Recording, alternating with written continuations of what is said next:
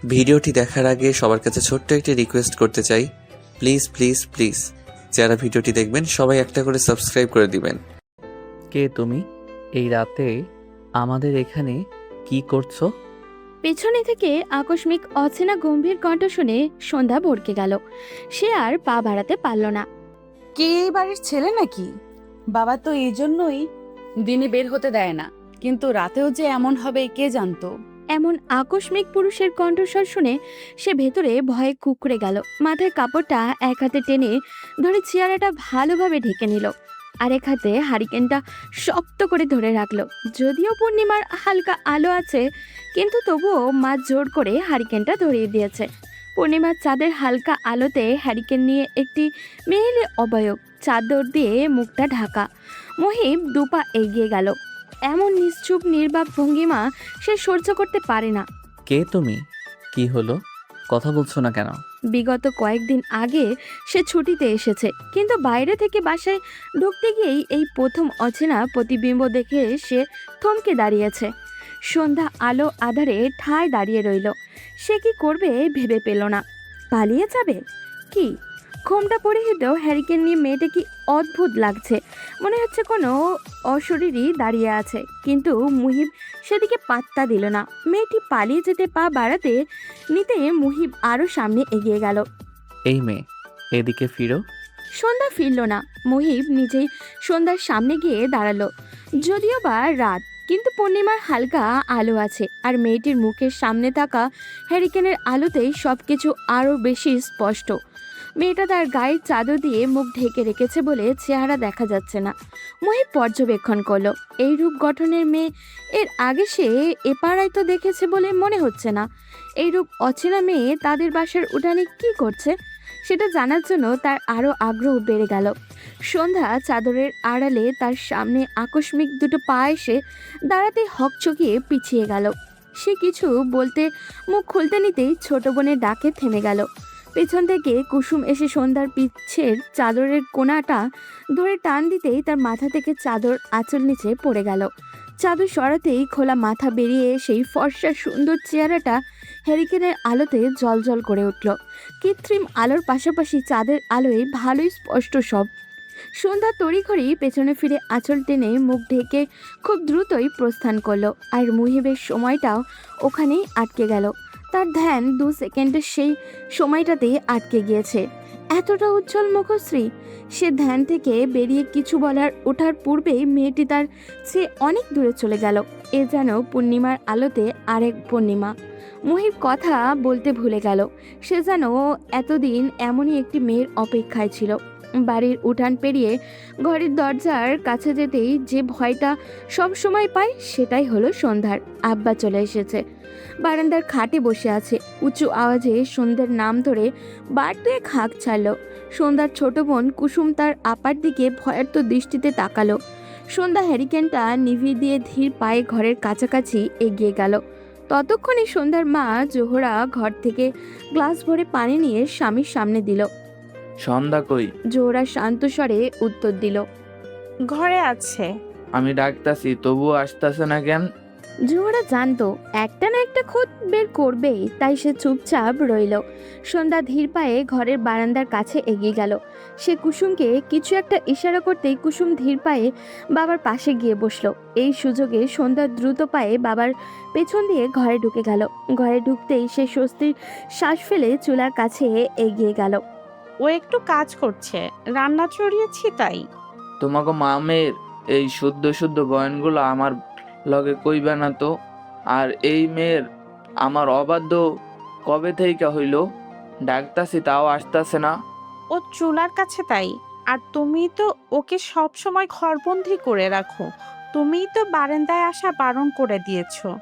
জোহরার কথাগুলো বলতে দেরি, কিন্তু গালে সজোরে একটা থাপ্পড় পড়তে দেরি হলো না। জোহরা গালে হাত দিয়ে স্বামীর মুখ পানে চেয়ে দাঁড়িয়ে রইল। হাতে থাকা গ্লাসটা মাটিতে গড়িয়ে পড়ল। পুরুষের শক্তপোক্ত হাত স্বাভাবিকভাবে গালে আঘাত লাগবে, কিন্তু এটা অনেক রাগ থেকে দিয়েছে বিধায় ব্যথা একটু বেশি অনুভব হচ্ছে। সে চোখ মুখ খিচে ব্যথা সংবরণ করার চেষ্টা করলো। ব্যর্থ হতে গিয়েও তিনি সামনে নিলেন। তার শক্ত থাকা লাগবে। বাবার এমন কার্যকলাপ দেখে কুসুম দ্রুত দৌড়ে গিয়ে বই নিয়ে পড়তে বসলো। মাটিতে স্টিলের গ্লাসটা পড়ে দীর্ঘক্ষণ ধরে ঝনঝন শব্দ তুলেছে। জোহরা সেদিকে তাকালো। তোমার মাইয়া তোমার এইসব দেখাই তো বেয়াদব হইব। আর আমার মাইয়া আমি জানবো তাকে কিভাবে রাখতে হইব। জোয়ান মাইয়া কখন তো যায় না। জোহরা আর চুপ থাকতে পারল না। সেও সামান তালে বলে উঠল। কেন, তোমার ঘটনার পুনরাবৃত্তি হবে বলে ধারণা করছো নাকি? চিন্তা করো না, যুগ পাল্টিয়েছে। সবাই তোমার মতন একটা মেয়েকে জোর করে বিয়ে করবে না। অনিস মিয়া তেড়ে এলো। জোহরা ভয় পেল না। তিনি জানেন সে মারবে না, কারণ আর যাই হোক না কেন আনিস তাকে ভালোবাসে, এটাই সত্যি। কিন্তু সেদিক দিয়ে জোহরার পক্ষ থেকে কোনো ভালোবাসা ছিল না। এমন না যে এত বছরও তার সংসারের প্রতি মায়া আসেনি, তার মায়া আছে, কিন্তু তার ঘটনার পুনরাবৃত্তি ভয় তার স্বামীকে পেতে দেখে আরও রাগ ওঠে। সবাই কি তার মতো নাকি যে তার স্থান ভুলে যাবে? তার জন্য পরিবারের সাথে যোগাযোগটাও পর্যন্ত নেই। বিয়ের এত বছর পরেও তাকে এভাবে চোখে চোখে রাখে। এতটা ভাবতেই জোহরা তাচ্ছিল্য হাসলো। তার স্বামী মনে করে এত বছর পরেও জোহরা তার পছন্দের মানুষের সাথে ভেগে যাবে, এটাই তার মনের ভয়। জোহরা হাসলো। যে ঘটনা নিজে করেছে আর তার ফল ভোগ করেছে তার মা আর মেয়ে।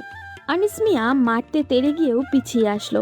এই মেয়েটিকে সে অসম্ভব ভালোবাসে, কিন্তু কেন জানি দেখাতে বা প্রকাশ করতে পারে না। সেই জন্যই হয়তো এখনও তার ভয় যে মেয়েটি বোধহয় শুধুমাত্র তার ভয়েই এখানে সংসার করছে। হয়তো এখনও তাকে ভালোবাসতে পারেনি। জোর করে কি আর ভালোবাসা হয়? তার বউ আর মেয়ে অসম্ভব সুন্দরী। সে নিজের কর্মকাণ্ডের জন্যই এই দুইটা মানুষকে সব সময় বাধার উপরে রাখে, কারণ তার ধারণা যদি মেয়েটার পরবর্তী জীবনও তার মায়ের মতো হয়, তার মাকে যেভাবে সে তুলে এনেছিল, মেয়েটিকেও যদি সেই রকম কেউ করে, বাবা হয়ে তো এটা তো সে মেনে নিতে পারবে না। তাই তো এত ধমকের মধ্যে রেখেও মেয়েটিকে ভয়ের মধ্যে রাখে। নয়তো তারও তো ইচ্ছা করে ফুলের মতো মেয়েটিকে কাছে টেনে আগলে নিতে, অথচ তার এই ভেতরের ভালোবাসাটা কেউ উপলব্ধি করতে পারে না।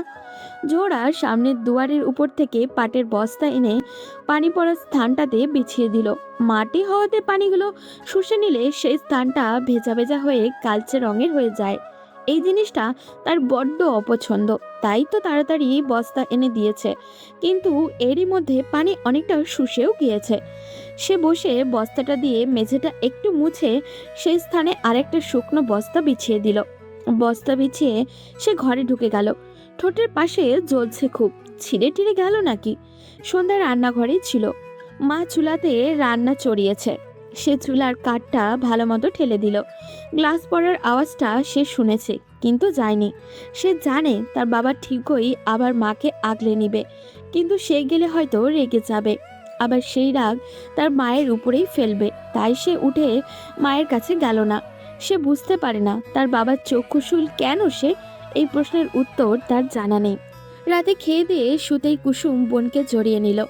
সন্ধ্যা আলো আধারের মাঝে এক নজর বোনের দিকে তাকিয়ে জড়িয়ে ধরা হাতটার উপরে হাত রাখলো। হ্যারিকেনের আলো নিভু নিভু করছে, হয়তো জ্বালানি ফুরিয়ে আসছে। আপা, ঘুম আসছে না। সন্ধ্যা বোনের দিকে পাশ ফিরে বোনকে আগলে নিল। কুসুমের মাথায় চুলে হাত বুলাতে বুলাতে বলল, এবার ঘুম আসবে, ঘুমিয়ে পড়। আপা, একটা গল্প বলো না। কিসের? জিজ্ঞাসা করতেই কুসুমের মন নেচে উঠল। তার মানে আপা আজ গল্প শোনাবে? তোমার যেটা ভালো লাগে। আমার তো রূপকথা পছন্দ। তাহলে সেটাই বলো। বলেই কুসুম ফিরল বোনের দিকে। সন্ধ্যার রূপকথার সাগরে হারিয়ে গেল। তারও ইচ্ছা করে রূপকথার রাজকন্যাদের মতো করে মুক্ত পাখির মতো বিচরণ করতে। তারপর একটা সময় কোনো এক রাজপুত্র এসে ভালোবাসার চাদরে মুড়িয়ে নিয়ে যাবে। সন্ধ্যা হাসলো। এসব কি ভাবছে সে? রূপকথার জীবন কি কোনোদিনও ও মানুষ পায়? বেশ কিছু সময় পরে সে গল্প শেষ করে পাশ ফিরতে গিয়েই খেয়াল করলো কুসুম তাকে জড়িয়ে ধরা অবস্থায় ঘুমিয়ে পড়েছে। সন্ধ্যা হেসে বোনকে আরও আগলে নিল। পাশ ফিরে হ্যারিকেন বন্ধ করতে নিতেই অনুধাবন করলো তাদের বাড়ির পেছনে কেউ হয়তো হাঁটছে। সন্ধ্যার মনে মনে আওড়ালো, এত রাতে পেছনে মানুষ? সে পাত্তা দিল না। বাড়ির আশেপাশে ইদানিং মানুষের আনাগোনা বেড়েছে। কি জানি, হয়তো শীতের রাত, তাই চোরের উপদ্রব বেড়েছে। সন্ধ্যা কুসুমকে ডিঙিয়ে হ্যারিকেন নিভিয়ে বোনকে জড়িয়ে ধরে শুয়ে পড়ল। রাত গভীর থেকে গভীরতর হচ্ছে, কিন্তু তার চোখে ঘুম ধরা দিচ্ছে না। চারিদিক থেকে নীরব রাতের ঝিঝি পোকার ডাক ভেসে আসছে। তার ইচ্ছে করলো এক দৌড়ে বাইরে গিয়ে এই নিশ্চুপ পরিবেশটা উপলব্ধি করতে। তার মাঝে মাঝে ইচ্ছে হয় মুক্ত পাখির মতো অন্যদের মতো করে বাইরে বিচরণ করতে, কিন্তু বাবার কড়া নিষেধ। সে পেরে ওঠে না। মাঝে মাঝে বনের উছিলায় বের হওয়া হয়। এই তো যেমন আজকে রাতেও সে বের হয়েছে। কুসুমের জন্য সে নিজেও একটু খোলা বাতাস গায়ে লাগাতে পেরেছে। হোক না রাত, তবুও তো সুন্দর অনুভূতি তো পেল। এসব ভাবতেই সেই কণ্ঠস্বরটা কথা মনে পড়ে গেল। এই প্রথম কোনো পুরুষের কাছাকাছি অবস্থান করেছিল সে। মুহিব নড়ে চড়ে বেশ কিছুক্ষণ ঘুমানোর চেষ্টা করলো, কিন্তু ঘুম যেন আজ তার সাথে আড়ি করেছে। বারবার চোখ বন্ধ করতে নিতেই চোখের সামনে ভেসে উঠেছে সেই হ্যারিকেনের হলদে আলোয় জলজল করা চেহারাটা। মুহিব শোয়া থেকে উঠে বসলো। সে উঠে মাথা চেপে ধরল। না, চোখের সামনে থেকে যেন সেই চেহারাটা সরছেই না। আরও একবার মেয়েটিকে দেখতে পেল শাস্তি দেওয়ার দরকার, যে তার ঘুম হারাম করার জন্য। মুহিব হাসল। আচ্ছা, তখন মেয়েটা জবাবে কি দেবে? মুহিব নিজের ওপরেই হাসল। সে কি বাচ্চা হয়ে গেল নাকি? সে খাট ছেড়ে উঠে দরজা খুলে বেরিয়ে এলো। তার ঘরটা মূলত সে নিয়েছে ছাদে। বাইরে থেকে আসলে সে এই ঘরটায় থাকে। এতে মায়ের অনেক রাগ, কিন্তু মুহিবের এটাই পছন্দ।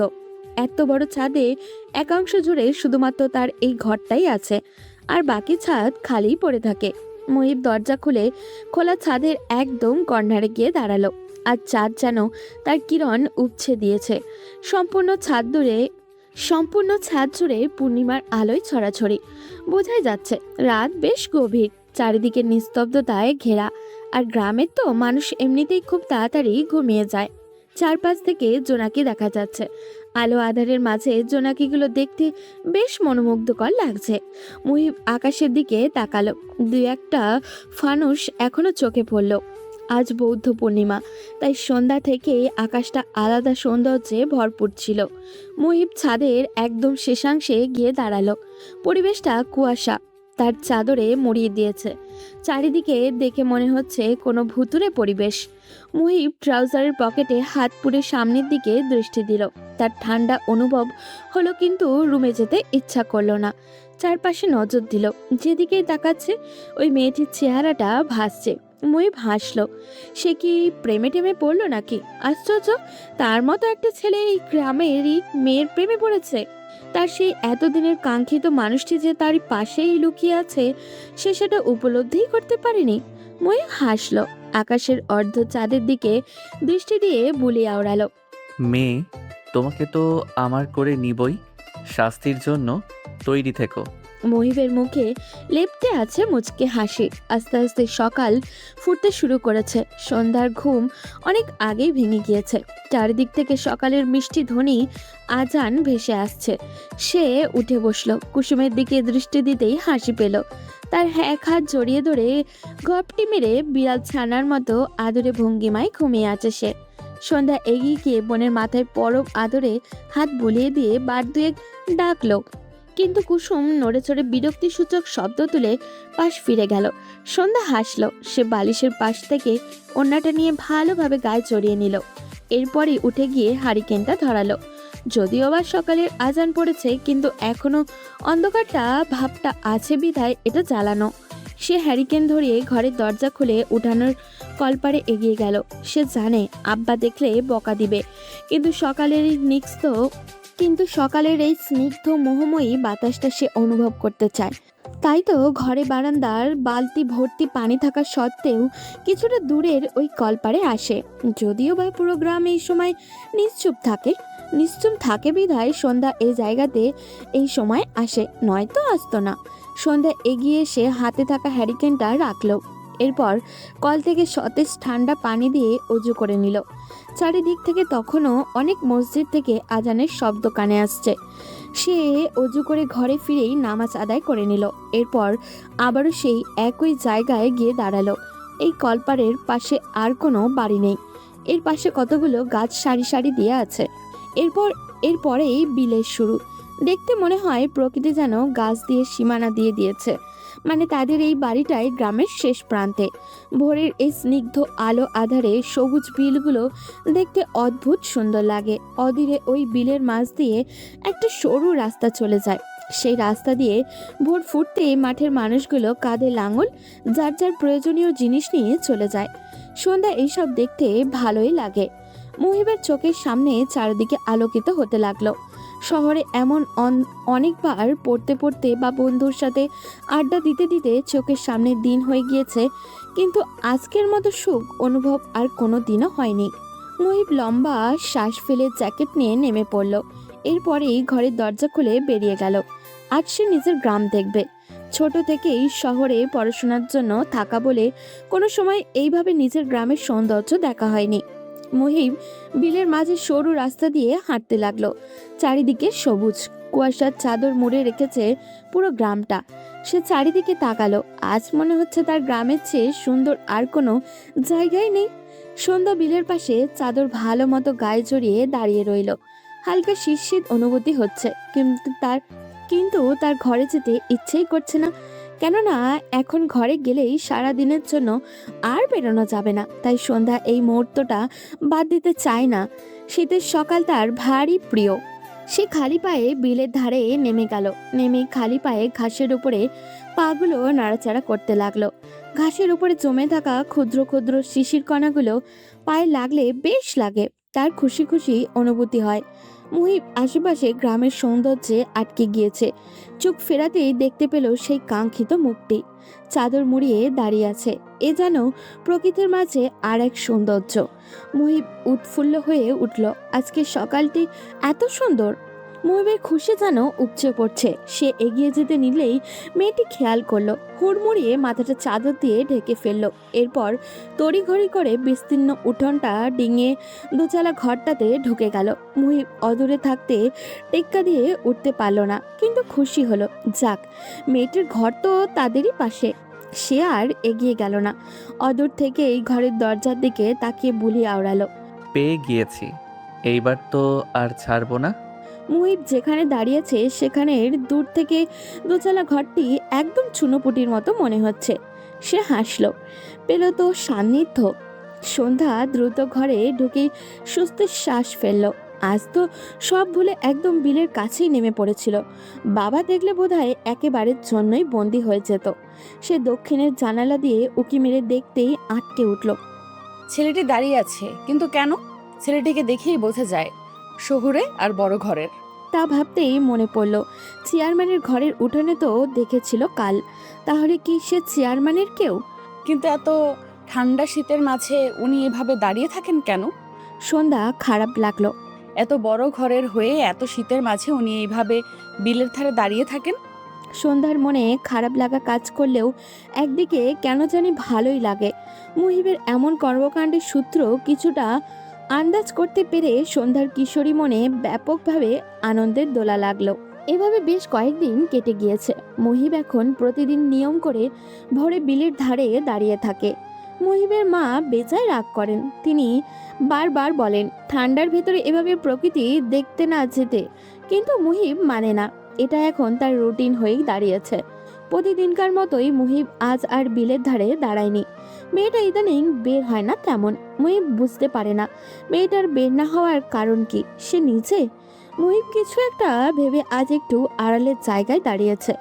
মুহিবের ধারণা অনুযায়ী সন্ধ্যা আজ উঠানে এসেছে। সে উঠান পেরিয়ে বিলের ধারে এসে দাঁড়ালো। একটু উকি দিয়ে দেখলো না, আজ আসেনি। সন্ধ্যার মন খারাপ হলো, কিন্তু তার তো খুশি হওয়ার কথা। মুহিব ধান ক্ষেতের মাঝখানে থেকে বেরিয়ে আগের জায়গা হিসেবে সরু রাস্তাটিতে উঠে এলো। তা দেখেই সন্ধ্যা আটকে উঠল। সন্ধ্যার এমন ধরা পড়ার মুখভঙ্গিমা দেখে মুহিব হাসলো। আজ মেয়েটি ফুল হাতা জামার সাথে ওড়না দিয়ে মুখ ঢেকে আছে। কে জানে এই ওড়নার আড়ালে এত সুন্দর একটি চেহারা লুকিয়ে, কিন্তু সেই সৌভাগ্যবান যে কেউ হতে পারে না। তা হয়েছে মুহিব। সে খুশি হলো। যাক, তার অর্ধাঙ্গিনীকে তার অর্ধাঙ্গিনীকে আর কেউ দেখেনি। সন্ধ্যা ধরা পড়ে দ্রুত গতিতে উঠান ডিঙিয়ে ঘরে ঢুকে গেল। তা দেখে মুহিব হেসে দিল। আনিস মিয়া আজ শহুরে কাজে যাবে। তিনি মূলত মালামালের জন্যই চান। কয়েকদিন ওখানে অবস্থান করেন। বাবা গেলে সন্ধ্যার নিজেকে মুক্ত পাখির মতো স্বাধীন মনে হয়। সন্ধ্যার মা জোহরা স্বামীকে বিদায় দিয়ে দরজার কাছে আসতেই আনিস মিয়া তাকালো। তিনি তার স্ত্রী জোহরাকে বিলের ধারে দাঁড়িয়ে থাকা ছেলেটার দিকে ইঙ্গিত দিল। এই পোলাটারে দেখতাছো? জোহরা স্বামীর ইঙ্গিত অনুসারে তাকিয়ে সম্মতি দিল। পোলাটা কয়েকদিন ধইরা এই জায়গায় এই সময়ে এই ভোরে শীতের ভেতর দাঁড়াই থাকে। থাকতে পারে, দেখতে তো মনে হচ্ছে শহরে, হয়তো প্রাকৃতিক দেখে। স্ত্রীর জবাবে আনিস মিয়ার অসন্তুষ্ট প্রকাশ করে বলল, সব সময় তেরা তেরা জবাব দিবা না তো? তুমি চিনবার পারছো না? জোহরা ভালোভাবে তাকানোর চেষ্টা করলো। হ্যাঁ, সে আগে অনেকবার দেখেছে, কিন্তু তার স্বামী কি বলতে চাচ্ছে সেটা ঠিক ধরতে না পেরে জিজ্ঞাসু দৃষ্টিতে তাকালো। এটা তো চেয়ারম্যানের পোলা, শহরে লেখাপড়া করে, তাই এখানেই থাকে। মতিগতি ভালা ঠেকছে না।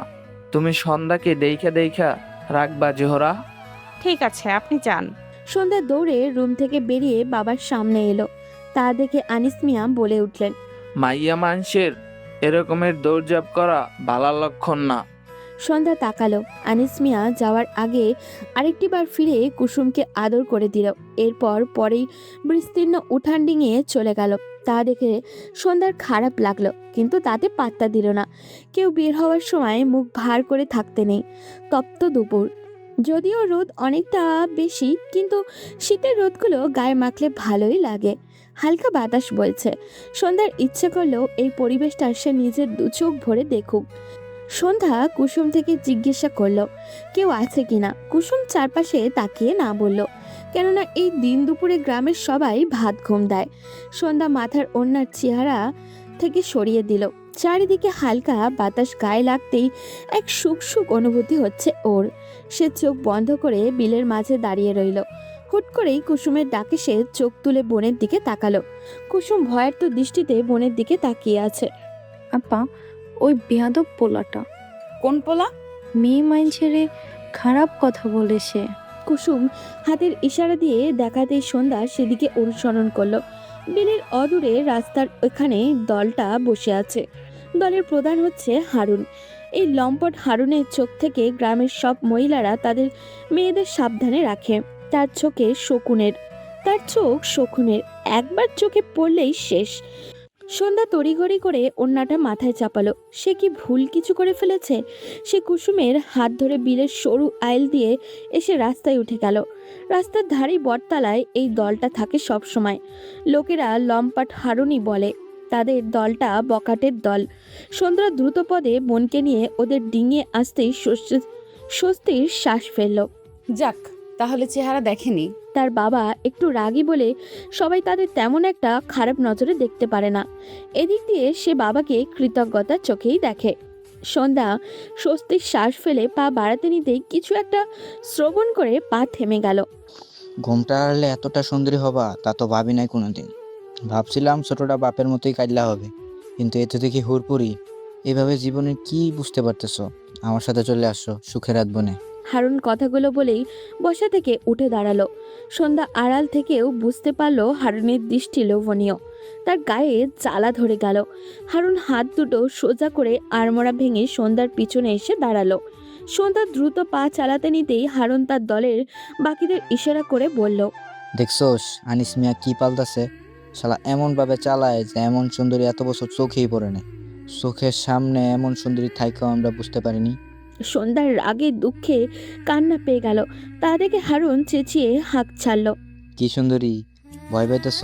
ভয় নাই, হারুন আছে তোমার লগে। এখন থেকে তুমি শুধু হারুনের।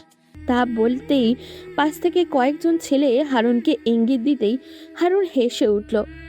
আচ্ছা, এমন সুন্দরী নাকি আমার পোলাপানরাও চায়? তাই তুমি সবার প্রথমে হারুনের, তারপর বাকি সবার। বলে সবাই হো হো করে বিশ্রীভাবে এসে উঠতেই সন্ধ্যা বোনের হাত ধরে দ্রুত পা চালালো। কুসুম কিছু বলতে যাবে তার আগেই সন্ধ্যা হাত চেপে ধরল। এইসব লম্পট মানুষের সাথে ফেসে গেলে তো শেষ। আর তার উপরে হারুন চেয়ারম্যানের ভাইপো। এক কথায় শহুরে বাউন্ডেলের ছেলে গ্রামের নিতান্তই সাধারণ মেয়ের মাঝে আবদ্ধ হয়ে গেল। কথায় আছে না, কিশোরী মনের আবেগে কোনো বাধা মানে না। তাই তো সন্ধ্যা একই পথে হেঁটেছে।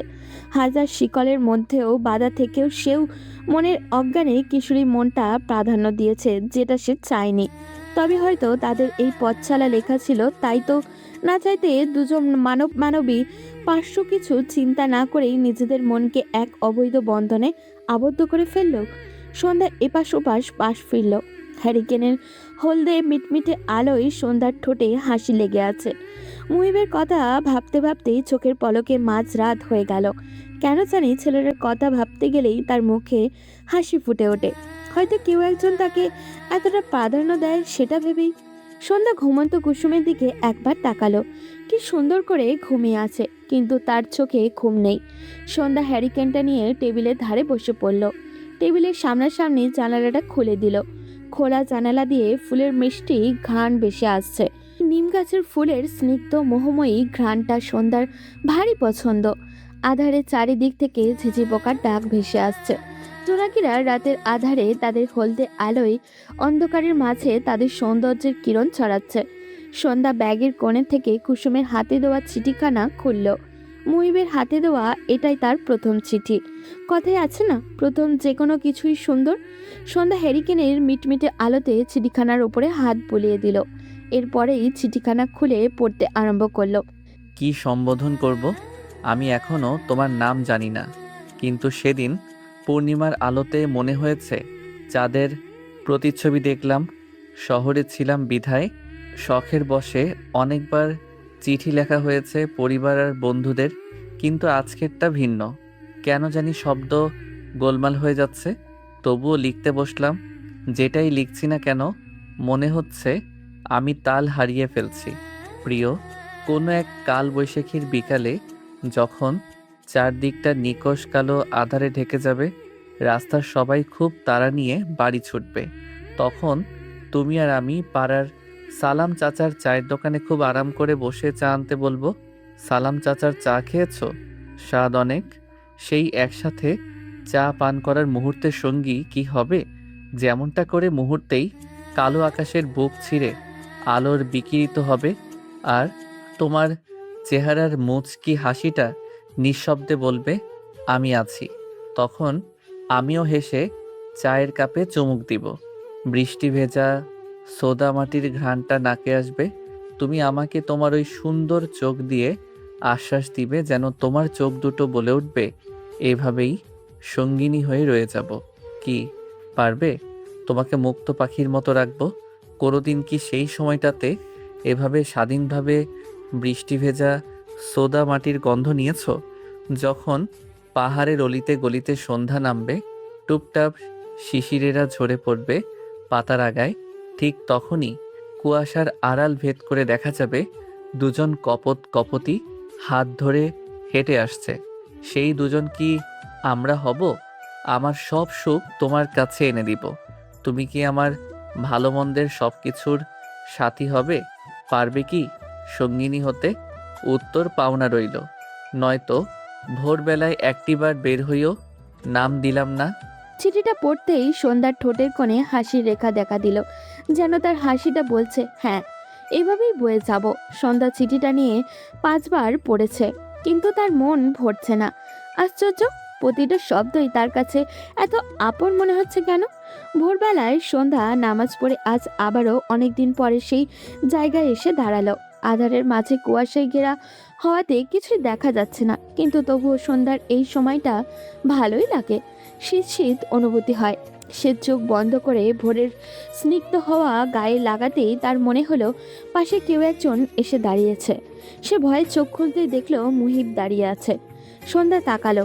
এই প্রথম লোকটিকে একদম কাছ থেকে দেখেছে, যে লোকটা তাকে এক পলক দেখার জন্য তীব্র শীতের মাঝেও দাঁড়িয়ে থাকে। এতটা গুরুত্ব তাকে কেউ কোনোদিনও দেয়নি, তাই এত মায়া অনুভব হয় তার প্রতি। সন্ধ্যা ওড়না ভালো মতো চেপে সরে আসলো। সরেই আশেপাশে তাকালো। মুহিব হাসলো আর বলল, ভয় নেই, এই সময় কেউ থাকে না, তুমি জানোই। আপনি উত্তর পেয়েছি তাই এসেছি। এই ঠান্ডার ভেতরে এইভাবে এখানে দাঁড়ান কেন? তোমার দেখা পাওয়ার লোভে, ঠান্ডা লাগে না? তোমাকে দেখার তৃষ্ণাতে সব কিছু সয়ে যায়। মুহিবের শান্ত স্বরে বলা কথাটা সন্ধ্যার কি যেন খুঁজে পেল। এতটা গুরুত্ব সে? সন্ধ্যার জবাবে কিছু বলল না। মুহিব তাকালো। জানো, তুমি পূর্ণিমার মতো সুন্দর।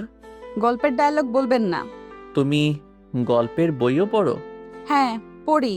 বাহ, এই যুগে আমার গ্রামে এমন একটা মেয়ে আছে, আমি ভাবতেও পারিনি। মুহিবের কণ্ঠে অবাকের রেশ। সন্ধ্যা চুপ রইল। মুহিব অদূরের কুয়াশায় ঘেরা ধান ক্ষেত গুলোর দিকে দৃষ্টি দিল। সন্ধ্যা, তোমাকে আমি ভালোবাসি। আপনার আর আমার স্থান আলাদা। ভালোবাসার মাঝে কোনো ভেদাভেদ নেই। সমাজ তো আছে।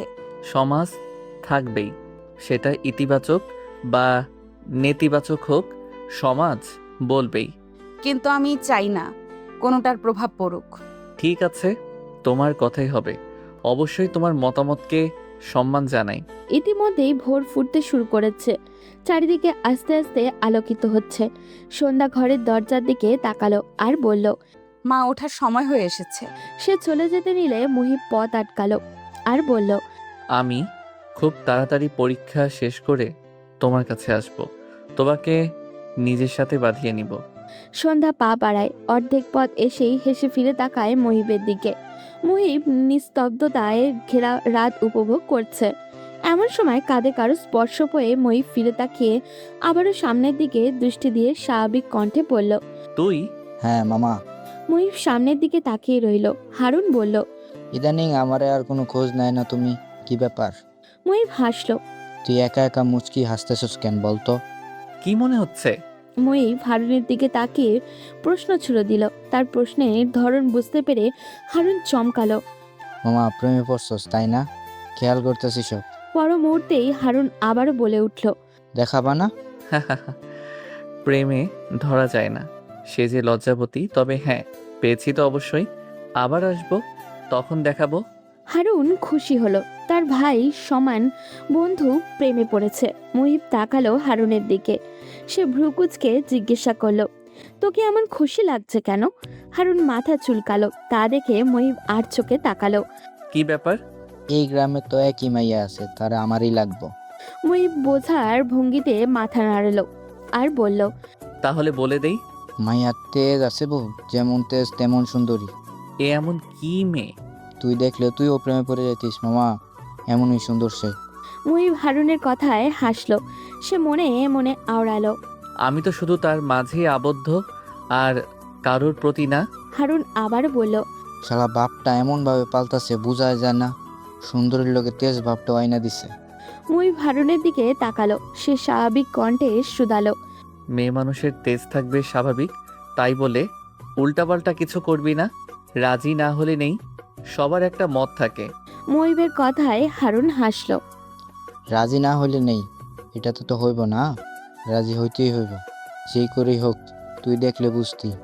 আমার দেখার সময় নেই, পরের বার আসলেই তোকে চাচাকে বলে বিয়ের ব্যবস্থা করব, তারপরই তুই ঠিক হবি। হিমছড়ি আর শিউলির পাতায় জমেছে কত নতুন প্রেমের গল্প। চেয়ে দেখো ভোরের আকাশে কুয়াশা মিশেছে অল্প স্বল্প।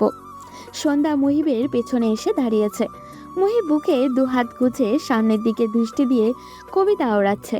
সন্ধ্যা বেশ কিছুক্ষণ চুপ রইল। সেও সামনে তাকিয়ে মুহিবের উদ্দেশ্যে শুধালো, কি ব্যাপার, মন মরা লাগছে আপনাকে? হয়তো। সন্ধ্যা মুহিবের দিক থেকে দৃষ্টি সরিয়ে নিল। সে সামনের দিকে তাকিয়ে শুধালো, কারণটা কি জানতে পারি? মুহিব তাকালো সন্ধ্যার দিকে। তাতে সন্ধ্যা আরেকটু সরে দাঁড়ালো। মুহিব তার উদ্দেশ্যে বলল, এই ধরো তুমি, কারণ। সন্ধ্যা ভোরকে গিয়ে বলল। মানে আমি আবার কি করলাম? সন্ধ্যার ভরকানো দেখে মুহিব হাসলো আর বলল, ভয় নেই, গুরুতর অপরাধ নয় যে ফাঁসি হবে। সে না হোক, কিন্তু অপরাধী তো অপরাধের কারণটা জানতেই পারে। সব অপরাধ তো আর জেনে শুনে হয় না। মুহিবের কথা সন্ধ্যা বুঝতে না পেরে নিশ্চুপ রইল। তাতে মুহিব হাসলো। সে আচমকা সন্ধ্যার কাছাকাছি এসে দাঁড়াতেই সন্ধ্যা কয়েক পা পিছু সরে গেল। মুহিব এগিয়ে সন্ধ্যার দিকে তাকিয়ে নেশাগ্রস্ত কণ্ঠে বলল, মেয়ে, তোমার তো শাস্তি প্রাপ্য। কেন বলুন তো? আমার ঘুম কেড়ে নিয়েছো তাই। এটা আবার অপরাধ নাকি? হ্যাঁ, আমার জন্য অপরাধ। আচ্ছা, শাস্তিটা কি? যাবজ্জীবন এবং সশ্রম কারাদণ্ড দিব। জেলার আপনি? হ্যাঁ, সেই দায়িত্ব আমি নিব। মানে? মানে আমার সাথে যাবজ্জীবন কারাদণ্ডে থাকতে। সশ্রম? হ্যাঁ, আমাকে ভালোবাসতে হবে। সন্ধ্যা হাসল। সে অদূরে আধারের মাঝে আকাশে অস্পষ্ট চারটার দিকে দৃষ্টি দিল। সে চোখ সরাতেই দেখতে পেল মুহিব হালকা আলোতেও তার দিকে তাকিয়ে আছে। সন্ধ্যা সরে দাঁড়ালো। এইভাবে চেয়ে আছেন কেন? আমার অস্বস্তি হচ্ছে। চোখ সরছে না যে, আমার কি দোষ? আকাশের দিকে চেয়ে দেখুন একবার, চাঁদটা কি সুন্দর। চাঁদই তো দেখছি। কি? একটা শুভ্র নিষ্কলুষ চাঁদ। চাঁদ কি আবার নিষ্কলঙ্ক হয় নাকি? হয় হয়, আমার আকাশে যে চাঁদ বিচরণ করে সে একেবারে নিষ্কলঙ্ক, নিষ্পাপ। সন্ধ্যা তাকালো। যদি সেটি অমাবস্যায় হারিয়ে যায়? মুহিব আবারও হাসল।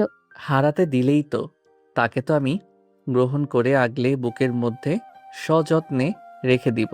সন্ধ্যার হুট করে ভীষণ রকম সুখ অনুভব হলো। সে সামনে এগিয়ে শিশির ভেজা ঘাসের উপরে আলতো করে পা রাখলো। তাতে সে উৎফুল্ল হয়ে মুহিবকে ডাকলো। মুহিব এগিয়ে গেল। সেও সন্ধ্যাকে অনুকরণ করে খালি পায়ে শিশির ভেজা ঘাসের উপরে দাঁড়ালো। এক অদ্ভুত শিরশিরে অনুভূতি। সন্ধ্যা এইভাবে দাঁড়িয়ে অদূরে তাকালো। ভোরের আলো ফুটতে শুরু করেছে। ঝিঝি পোকার ডাক থামিয়ে দিয়েছে। সে আনমনা হয়ে গেল। সে জানে না এটার পরিণতি কি হবে। সে কি আদৌ এই সুখটা পাবে? সন্ধ্যা আচমকা মুহিবকে প্রশ্ন করে বসল। আমাকে সত্যিই চান? হ্যাঁ চাই। এতে সন্দেহ আছে? কেন, তুমি চাও না? তবে হালালভাবেই সব হোক। সন্ধ্যার কথায় মুহিব আশ্বস্ত ভরা কণ্ঠে উত্তর দিল। তবে তাই হোক। বাড়িতে যাচ্ছি আমি। বলেই সন্ধ্যা পা বাড়ালো। কিন্তু আমার যে শেষ বর্ষের পরীক্ষা বাকি, তারপর না হয় পাঠাবো প্রস্তাব। কিন্তু এতদিন সহ্য করব কিভাবে? আর কোনো পথ নেই। আপনি ততদিনে ভালো মতো পরীক্ষা শেষ করেন। ভালো থাকবেন। বিদায়টা এভাবে দিচ্ছ? আমি আজ রাতে চলে যাব। সন্ধ্যা চলে আসতে নিতেই থমকে দাঁড়ালো। মুহিব আজ চলে যাবে। সে কিভাবে থাকবে? সন্ধ্যা নিজেকে শক্ত করলো। কেন? মুহিব আসার আগে তো সে দিব্যি ভালো ছিল। এখনো সেভাবেই থাকবে। কিন্তু থাকবে কিভাবে? মুহিবের মায়াতে সে যে নিজেকে জড়িয়ে ফেলেছে। তাই তো মুহিবের দিকে আর তাকানোর সাহস পাচ্ছে না। যদি কান্না আটকাতে না পারে, সন্ধ্যা পিছু ফিরে তাকালো। মুহিব তার এদিকে জবাবের আশায় তাকিয়ে আছে। সে সামনে ফিরে জবাব দিল। আপনি ভালোভাবে পরীক্ষা দিয়েন, সহি সালামতে ফিরে আসবেন। অপেক্ষায় থাকবো। মুহিবের মন খারাপ হলো। সন্ধ্যা তাকে এভাবে বিদায় দিচ্ছে।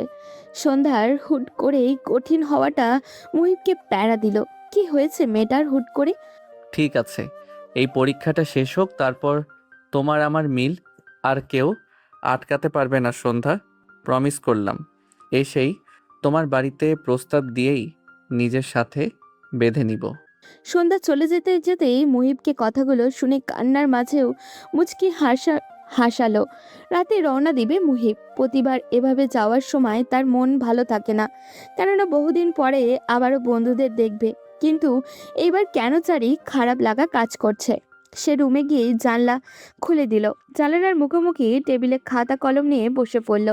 বেশ কিছুক্ষণ ভাবনা থেকে লিখে সে দরজা খুলে ছাদের কর্নারে গিয়ে দাঁড়ালো। মুগ্ধ চোখে শীতের কুয়াশা ঘেরা নিস্তব্ধ নির্জীব রাত দেখছে সে। আশ্চর্য, ইদানিং সবকিছু তার চোখে এত মনোমুগ্ধকর লাগছে কেন? পর মুহূর্তে বিদায়ের কথা মনে হতেই তার মনটা খারাপ হয়ে গেল। এই কয়েকদিন প্রতিটা দিন সন্ধ্যাকে নিয়ম করে দেখা তার অভ্যেস হয়ে দাঁড়িয়েছিল। এখন সেই মেয়েটাকে সে পুরো 2টা মাস চোখের দেখাও দেখতে পারবে না। থাকবে কিভাবে সে? মেয়েটা যে তাকে এক অদৃশ্য মায়াতে জড়িয়ে নিয়েছে। একটু ছুঁয়ে দেখার তৃষ্ণা তাকে এই 2 মাস গুমড়ে গুমড়ে খাবে। সন্ধ্যা তাকে ছাড়া ভালো থাকবে তো? নাকি সন্ধ্যাও তারই মতো অপেক্ষায় দিন কাটাবে? মুহিব অদূরে দৃষ্টি দিয়ে বুলি আওড়ালো। মন খারাপ করো না, আমি পরীক্ষাটা শেষ করেই ফিরে আসব তোমার কাছে। এসেই নিজের সাথে বেঁধে নিব। বিড়বিড় করে কি কইতাছস? মুহিব ফিরে তাকালো। হারুনকে দেখতে পেয়ে আবারও সামনে দৃষ্টি দিল। কইলি না তো। তোর মতো তো খবর নিয়ে ঘুরি না। প্রেমে পড়ার পরে তুমি বদলায় যেতেছ মিয়া। মুহিব ফিরে তাকিয়ে বলল। তুইও নিজেকে বদলে ফেল। হারুন মাথা দুদিকে হেলিয়ে হাত দুটো সোজা করে আড়মোকা ভেঙে হামি তুলল আর বলল। আমি কি খারাপ নাকি? মুহিব স্বাভাবিক কণ্ঠে বলল। সেটা পুরো এলাকা জানে। তোর ভয়ে পাড়ার মহিলারা মেয়েদের বের হতে দেয় না, সেটা তো বুঝি। চিন্তা করো না, ওই মায়ারে পাইলে আমি আর কোনো দিকে তাকাবো না। মুহিব কিছু একটা আঁচ করতে পেরে বলল। তুই যেভাবে বলছিলি সেই অনুযায়ী মেয়েটি ভালো। এত ভালো মেয়ে আর পরিবার তোর কাছে তাকে দিবেই বা কেন? তুই আমার ভাই বন্ধু, এভাবে কইস না। তো কিভাবে বলবো তোর কোনো ভালো ব্যাকগ্রাউন্ড নেই যে তোরে তাকে দিবে? এজন্য বলি কি, ভালো হয়ে যা। বটতলায় বসে মেয়েদের টিজ করিস না। তাদের একটা স্বাভাবিক জীবন দে ভাই। কোনো একটা কাজ টাজ ধর। সব কিছু সারা জমু যদি ওই মেয়েটারে পাই।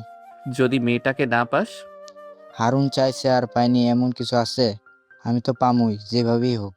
মুহিব কিছু একটা আঁচ করতে পেরে হারুনকে শাসনের সুরে শুধালো। ভুল ক্রমেও মেয়েটির বিপরীতে গিয়ে কিছু করবি না বলে দিলাম। ঠিক আছে। হারুনের জবাব পেয়েও মুহিব বেশ কিছু সময় তার দিকে তাকিয়ে রইল। ছেলেটির বিশ্বাস নেই যদি সে আর কয়েকদিন থেকে যেতে পারতো এখানে, তাহলে কিছু একটা করে হারুনকে সংশোধন করা যেত। কিন্তু এখন তো থাকা সম্ভব না, তার যে ফাইনাল পরীক্ষা। সাইলা বেগম আর ছেলের পছন্দ মতো সব রান্না করেছে। ছেলে এতদিন কাছে ছিল, তার মন শান্ত ছিল, আবার এতগুলো দিন বাইরে থাকবে। মুহিব খেয়ে মায়ের আঁচলে হাত মুখ মুছে উঠে দাঁড়ালো। তা দেখে সায়লা বেগম হাসলেন। ছেলেটার আর এই স্বভাবটা গেল না।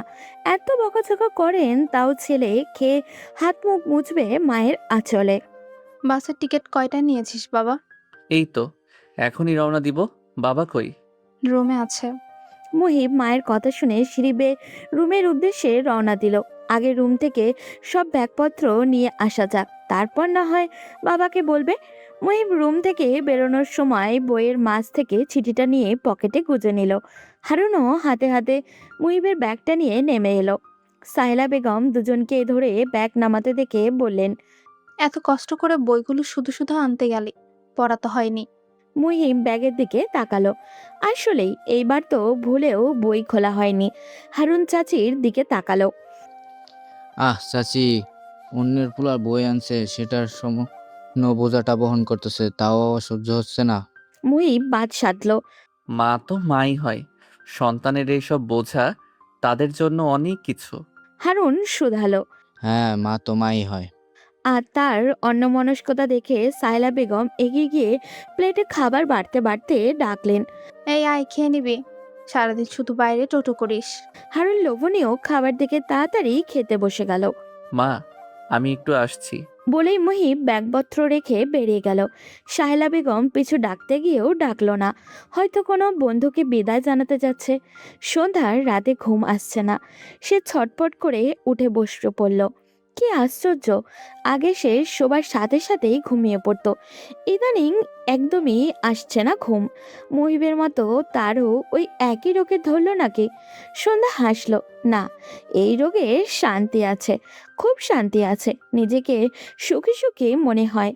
সে হ্যারিকেন নিভাতে গিয়েও মনে হলো তাদের ঘরের আশেপাশে কেউ হাঁটছে। সে পাত্তা দিল না, কিন্তু পর মুহূর্তে কে যেন ভেবে শোয়া থেকে উঠে পড়ল। হ্যারিকেনের নিভু নিভু আলোতে জানলার ধারে এগিয়ে গেল। জানলা খুলতেই দমকা হাওয়া এসে গায়ে অদ্ভুত শিহরণ বয়ে গেল। তার ভাবনায় সত্যি হলো, মুহিব এসেছে। সন্ধ্যা জানালা খুলতেই মুহিবের চড়া হাসি চোখে পড়ল। সন্ধ্যা সতর্ক চোখে মায়ের রুমের দিকে একবার পিছু ফিরে তাকালো। এরপর সাবধানী কণ্ঠে ফিসফিসিয়ে বলল। আপনি? হ্যাঁ আমি। ঘুমাওনি এখনো? আমার কথা ভাবছো বুঝি? আপনার কথা কেন ভাববো? আজে বাজে বকবেন না। জানি জানি। সন্ধ্যা বারবার পিছু ফিরে তাকাচ্ছে। সে মুহিবের দিকে তাকিয়ে শুধালো। এত রাতে? আমি এখন চলে যাব সন্ধ্যা, একেবারে 2 মাস পরে আসবো। সন্ধ্যার বুক ধরফর করে উঠল। তার কান্না পেয়ে গেল। মুহিবকে সে আর 2 মাস দেখবে না? কিভাবে থাকবে ও? মুহিব সন্ধ্যার চেহারা দেখে আঁচ করতে পারল। সে জানালো। এর মাঝে আমাদের আর কোনো যোগাযোগ হবে না। এসেছিলাম তোমার জানালায় চিঠি রাখতে, কিন্তু ভাবিনি তুমি জেগে থাকবে। ভালোই হয়েছে, দেখার তৃষ্ণার অন্তত একটু হলেও পূর্ণ হয়েছে। ভালো থেকো সন্ধ্যা, আমি ফিরে আসবো খুব তাড়াতাড়ি। বলেই মুহিব চলে যেতে নিতেই পিছু ফিরে তাকালো। এগিয়ে এসে হাতের চিঠিটা সন্ধ্যার কাছে এগিয়ে দিল। কোনো প্রয়োজন পড়লে আমাকে ফিরতি চিঠি দিও। এখানে আমি আমার পোস্ট অফিসের ঠিকানা দিয়েছি। আর মাঝে মাঝে ডাকপিয়ন এলে এগিয়ে যেও। আমি মিস করলে পরীক্ষার মাঝে তোমাকে চিঠি দিব। আপনি পরীক্ষা ভালো মতো দিয়েন। ঠিক আছে, আমি যাচ্ছি। ভালো মতো থেকো। আমি ফিরে তোমাকে নিজের সাথে আগলে নিব। আমি আছি তোমার সাথে। সন্ধ্যার চোখ টলমল করে উঠল। মনে হচ্ছে পলক ফেললেই জল গড়িয়ে পড়বে। মুহিব পিছু ফিরতেই সন্ধ্যা পলক ফেলতেই টুপ করে জল গড়িয়ে পড়ল। মুহিব এসে সযত্নে তা মুছে দিল। আমি আছি তো, এভাবে বিদায় দিও না প্লিজ। আমি যে ভালো থাকতে পারবো না। হাসো। সন্ধ্যা হেসে হাত নাড়াতেই মুহিব পিছু ফিরে এগিয়ে গেল। অর্ধেক গিয়েও সন্ধ্যা বুঝতে পারল মুহিব সন্ধ্যার দিকেই তাকিয়ে রয়েছে। রাতের আধার মেখে প্রেমিক পুরুষের চলে যাওয়ার পথে তাকিয়ে থাকে সন্ধ্যা। বড্ড শীত করে ওঠে তার। হুট করে ভিতরে কাঁপন শুরু হয়। উষ্ণতার অভাবে মন কুকড়ে ওঠে যেন। এমন শীতকাল পেরিয়ে আবারও 2 মাস পরে বসন্ত আসবে নিশ্চয়ই। তখনই হয়তো আবারও সেই পুরুষের সাথে দেখা পাবে। বেশ কিছুক্ষণ পরে মুহিব ফিরে এসে বাবার কক্ষে গেল। বাবা কিছু একটা লিখছেন। মুহিব ডাক দিল। বাবা, আসতে পারি? আজগর শেখ ফিরে তাকালেন। হ্যাঁ, আসো। মুহিব বাবাকে বলে বিদায় জানিয়ে রুম থেকে বেরোবে তার আগেই আজগর শেখের ডাকে থেমে গেল। দাঁড়াও একটু, আমি দিয়ে আসবো তোমাকে। মুহিব মন মুহূর্তের মধ্যেই খুশিতে ছেয়ে গেল। এতবার আসা যাওয়াতে এই প্রথম বোধহয় বাবা তাকে স্টেশনে দিতে যাবেন, তাও বা নিজ থেকে। এটা তার বিশ্বাসযোগ্য হচ্ছে না। বাবা নামক মানুষটা সবসময় কাজের মধ্যে ডুবে থাকেন। সেই নিয়ে মুহিবের কোনো খারাপ লাগা বা অভিযোগ ছিল না, কিন্তু আজ নিজে থেকে বাবা তাকে স্টেশনে দিয়ে আসবেন সেটা সে ভাবতে পারছে না। মুহিব মায়ের দিকে এগিয়ে গেল। সাহেলা বেগম আঁচলে মুখ ঢাকলেন। তা দেখে মুহিব মাকে জড়িয়ে নিল। আহ মা, আমি তো প্রথম যাচ্ছি না। আবার কবে আসবি? এই তো, এই পরীক্ষাটা শেষ হতেই চলে আসবো। মুহিবের কথার মাঝে হারুন বাদ সাধল। চাচি, কইতে হইব না। এবার মুহিব কর আগেই আমি চলে আসবো আর আপনার সঙ্গিনী আনবো। সাহেলা বেগম কিছু বুঝতে উঠতে পারলেন না। তার আগেই মুহিব হারুনের পিঠে চাপড় মেরে দিল। সে মাকে বিদায় জানিয়ে তড়িঘড়ি করে গাড়ির দিকে এগিয়ে গেল। আজগর শেখ ছেলের মুখের দিকে তাকালেন। তিনি স্ত্রীকে বলে গাড়িতে উঠে গেলেন। স্বামী ছেলেকে বিদায় দিতে যাচ্ছে তা দেখে শায়লা বেগমের মন খুব খুশি হলো। ছেলেটা তেমনভাবে বাবার সান্নিধ্য কোনোদিন পায়নি। আজ আর হারুন যাবে না, কেননা চাচা যাচ্ছে। মুহিব গাড়িতে উঠে হারুনকে শাসালো যেন ওই ব্যাপারে কোনো ভুল কিছু না করে। হারুন আশ্বস্ত দিলে মুহিব গাড়িতে উঠে পড়তেই আজগর শেখ গাড়ি ছেড়ে দিলেন। তিনি আজ নিজে ড্রাইভ করবেন। বাপ ছেলের মাঝে কেউ ঢুকুক তা তিনি চাচ্ছেন না। আজগর শেখ গাড়ি চালাচ্ছেন। শুনশান গ্রামের নীরব নিস্তব্ধতায় ঘেরা নির্জীব রাস্তা দিয়ে গাড়ি এগিয়ে যাচ্ছে। মুহিব বাইরে তাকিয়ে আছে। তার সন্ধ্যার কথা খুব মনে পড়ছে। 2টা মাস সে কিভাবে থাকবে মেয়েটাকে ছাড়া। সন্ধ্যাকে মনে পড়ছে ভীষণ। আরেকবার দেখা যেতে পারলে তার মন ভরত, কিন্তু তা তো আর সম্ভব না। মেয়েটিকে দেখার তৃষ্ণা তার সারা জীবনেও মিটবে না হয়তো। সর্বোপরি এইবারে পরীক্ষাটা কেমন হবে সেটাও সে ভাবতে পারছে না। আজগর শেখ ছেলের দিকে তাকালেন। ছেলেকে বাইরে অন্যমনস্কভাবে তাকিয়ে থাকতে দেখে তিনি চোখ সরিয়ে নিলেন। তিনি নীরবতা কিভাবে ভাঙবে সেটা ভাবছেন। আশ্চর্য, এলাকার এত বড় নামধারী মানুষ হয়ে তিনি ছেলের সাথে কথা খুঁজে পাচ্ছেন না। এতটা দূরত্ব হয়ে গেল তাদের বাপ ছেলের মাঝে। বেশ কিছুক্ষণ কথা বলতে চেয়েও তিনি কথা খুঁজে পেলেন না। তিনি খাকারি দিয়ে গলা পরিষ্কার করলেন। এতে মুহিবের ধ্যান মগ্ন হলো। সে বাইরে থেকে দৃষ্টি সরিয়ে বাবার দিকে তাকালো। বাবা, আপনি কি কিছু বলবেন? হ্যাঁ, পরীক্ষা ভালো মতো দিও। মুহিব হ্যাঁ বোধক মাথা নাড়াতেই তিনি আবারও বলে উঠলেন, এটা তোমার পরীক্ষা শেষ না?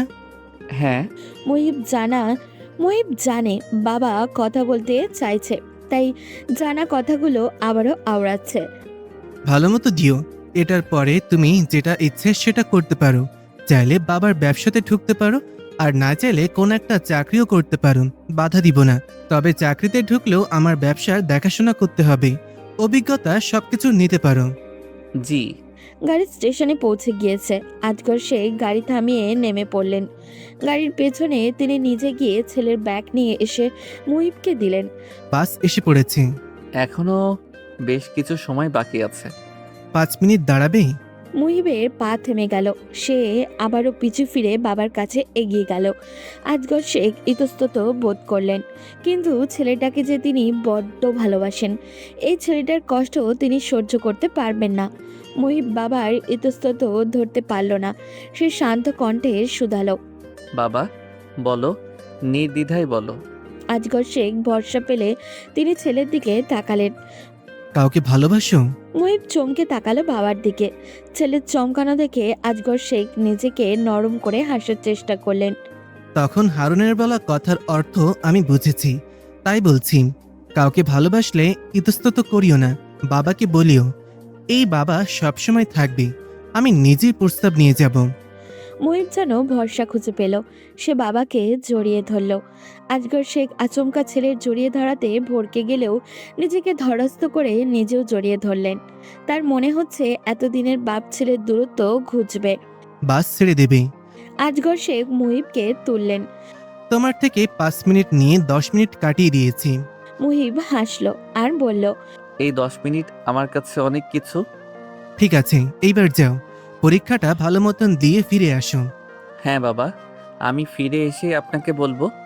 ঠিক আছে, ভরসা করো বাবাকে, আমি আছি সব সময়, কিন্তু পরীক্ষাটা একদম নিশ্চিন্তে দিবে। মুহিবকে হেসে বাচ্চাদের মতো করে দুদিকে মাথা দোলালো। তার আর কিচ্ছু চাওয়ার নেই। সে বাসে উঠে গেল। জানলার পাশে বসতেই আজগর শেখ এগিয়ে হাত নেড়ে ছেলেকে বিদায় জানালেন।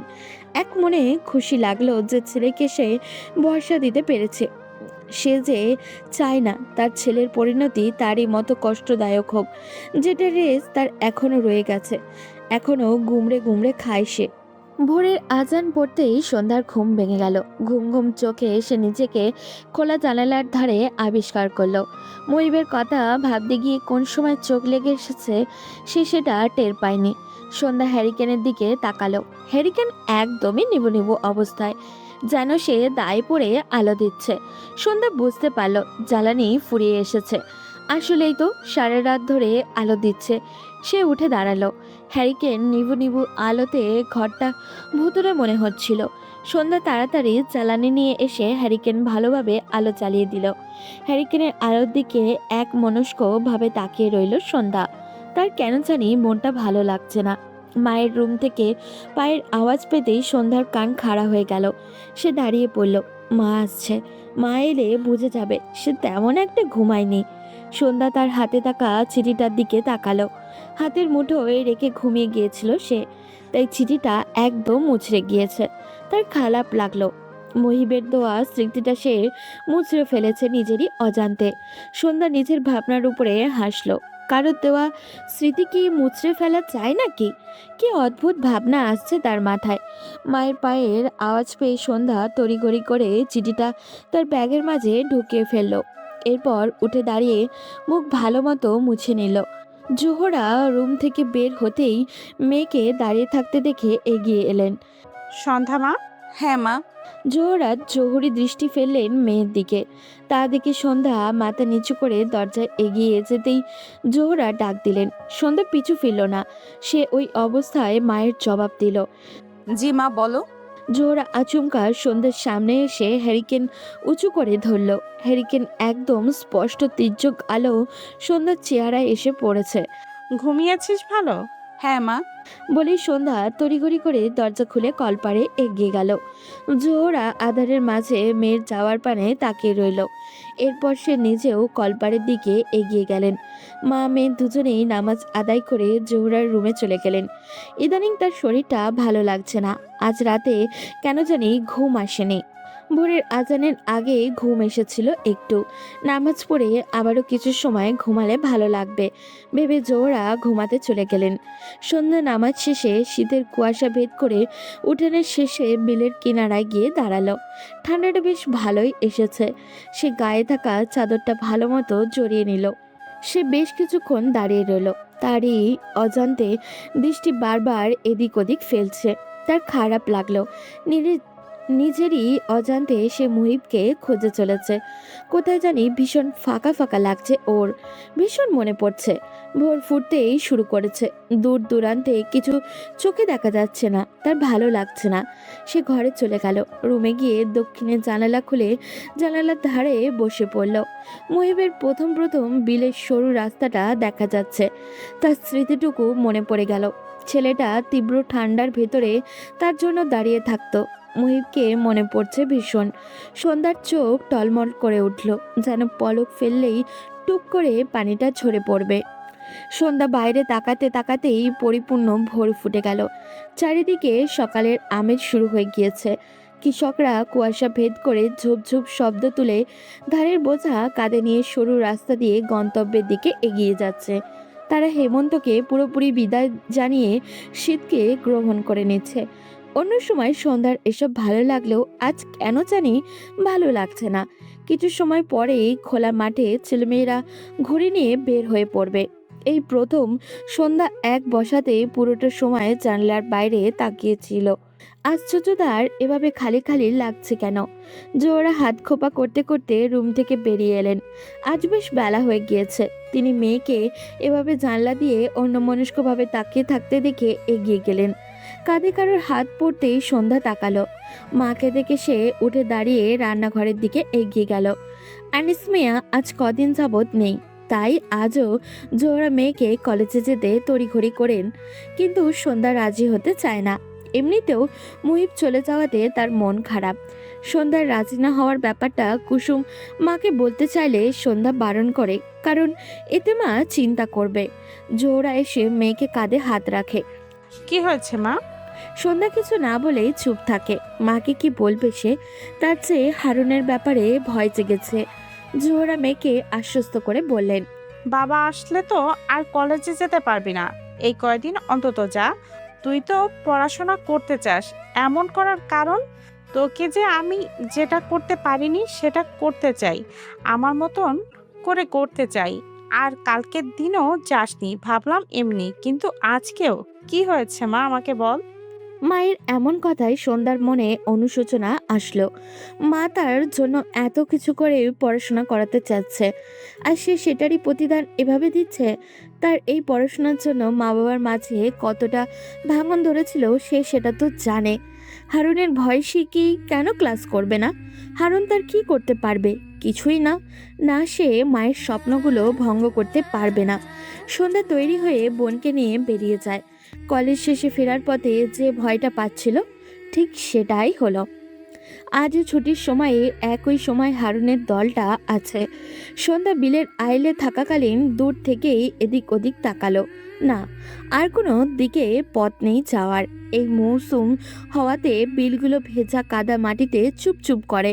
এখানে মাঝে মাঝে সাপও থাকে। এদিক দিয়ে যাওয়া যাবে না। শুকনো বিল, অর্থাৎ আর কয়েকদিন পর হলে ঠিকই বিলের মাঝ দিয়ে হাঁটা যায়, কিন্তু এখন হাঁটা যাবে না। সন্ধ্যা সাহস সঞ্চার করলো। না, সে তার মায়ের মেয়ে, এভাবে ভয় পাচ্ছে। ভয়কে জয় করতে হবে। মা বলেছিল ভয় পেয়ে পিছু হটে গেলে সেটা কোনো সাহসের কাজ নয়। আপা, কি করব? সন্ধ্যা বোনের হাত শক্ত করে ভরসা দিল। সে হাজার উপরে সাহসী দেখালেও তার ভেতরে অনেক ভয় লাগছে, কারণ সে জানে এতগুলো ছেলে তাকে কিছু বলবেই। তার উপরে তাদের চোখে পড়েছে যে। সন্ধ্যা এগিয়ে গেল। কুসুম আপার দিকে ভয়ার্থ দৃষ্টিতে তাকাচ্ছে। সন্ধ্যা বিলের আইল ডিঙিয়ে রাস্তায় রাস্তায় উঠতেই হারুন সহ সবাই হো হো করে হেসে উঠল। আরে সুন্দরী যে, আমরা আসি যেন আসলে। তার মানে তারও কথাগুলো ভাল লাগতাছে। বাপের ডরে এমন ভাইবা ছিল। একজনের এক এক বিশ্রী কথায় সন্ধ্যা অপমানে চোখ মুখ খিচে ফেলল। সে চলে যেতে নিলেও হারুন এসে পথ আটকালো। সে সন্ধ্যার পা থেকে মাথা পর্যন্ত অদ্ভুত দৃষ্টিতে তাকালো। ঘোমটার আড়ালে হারুনের বিশ্রী লোভনীয় দৃষ্টি দেখে ঘৃণায় সন্ধ্যার গা রি করে উঠল। হারুন আকস্মিক সন্ধ্যার ঘোমটা ধরে টান দিতেই সন্ধ্যা চমকে তাকালো। হারুনের আকস্মিক কাণ্ডতে সন্ধ্যা হিতাহিত জ্ঞান হারিয়ে ফেলল। সে ঘৃণায় অপমানে বশীভূত হয়ে রাগিনী রূপ ধারণ করে। আচমকা থাপ্পড় মেরে দিল। আকস্মিক ঘটনায় সবাই হতবাক। হারুনের বন্ধুরা হাসা বন্ধ করে বসা থেকে দাঁড়িয়ে পড়ল। হারুন গালে হাত দিয়ে তাকিয়ে রইল। তার ঠোঁট কেটে রক্ত পড়ছে। একটা মেয়ে মানুষের হাতে এত শক্তি! জোহরা ভাতের প্লেট দিয়ে সন্ধ্যার ঘরের সামনে দাঁড়িয়ে আছে। সে দুইবার দরজা ধাক্কালো, না, ভেতর থেকে কোনো সাড়া পাওয়া যাচ্ছে না। জোহরা ভাবনায় পড়ে গেল। কলেজ থেকে ফিরে কি হয়েছে মেয়েটার? সে ঘরের বাইরে তাকালো। কুসুমটা কোথাও জানি বেরিয়েছে। এই মেয়েটাকে নিয়েও আর পারা যায় না। স্কুলের পরে এসেই যে বের হয় আর তো পাওয়া যায় না। তাই তো সে আসার সাথে সাথে জোহরা ভাত খেতে দিয়ে দেয়।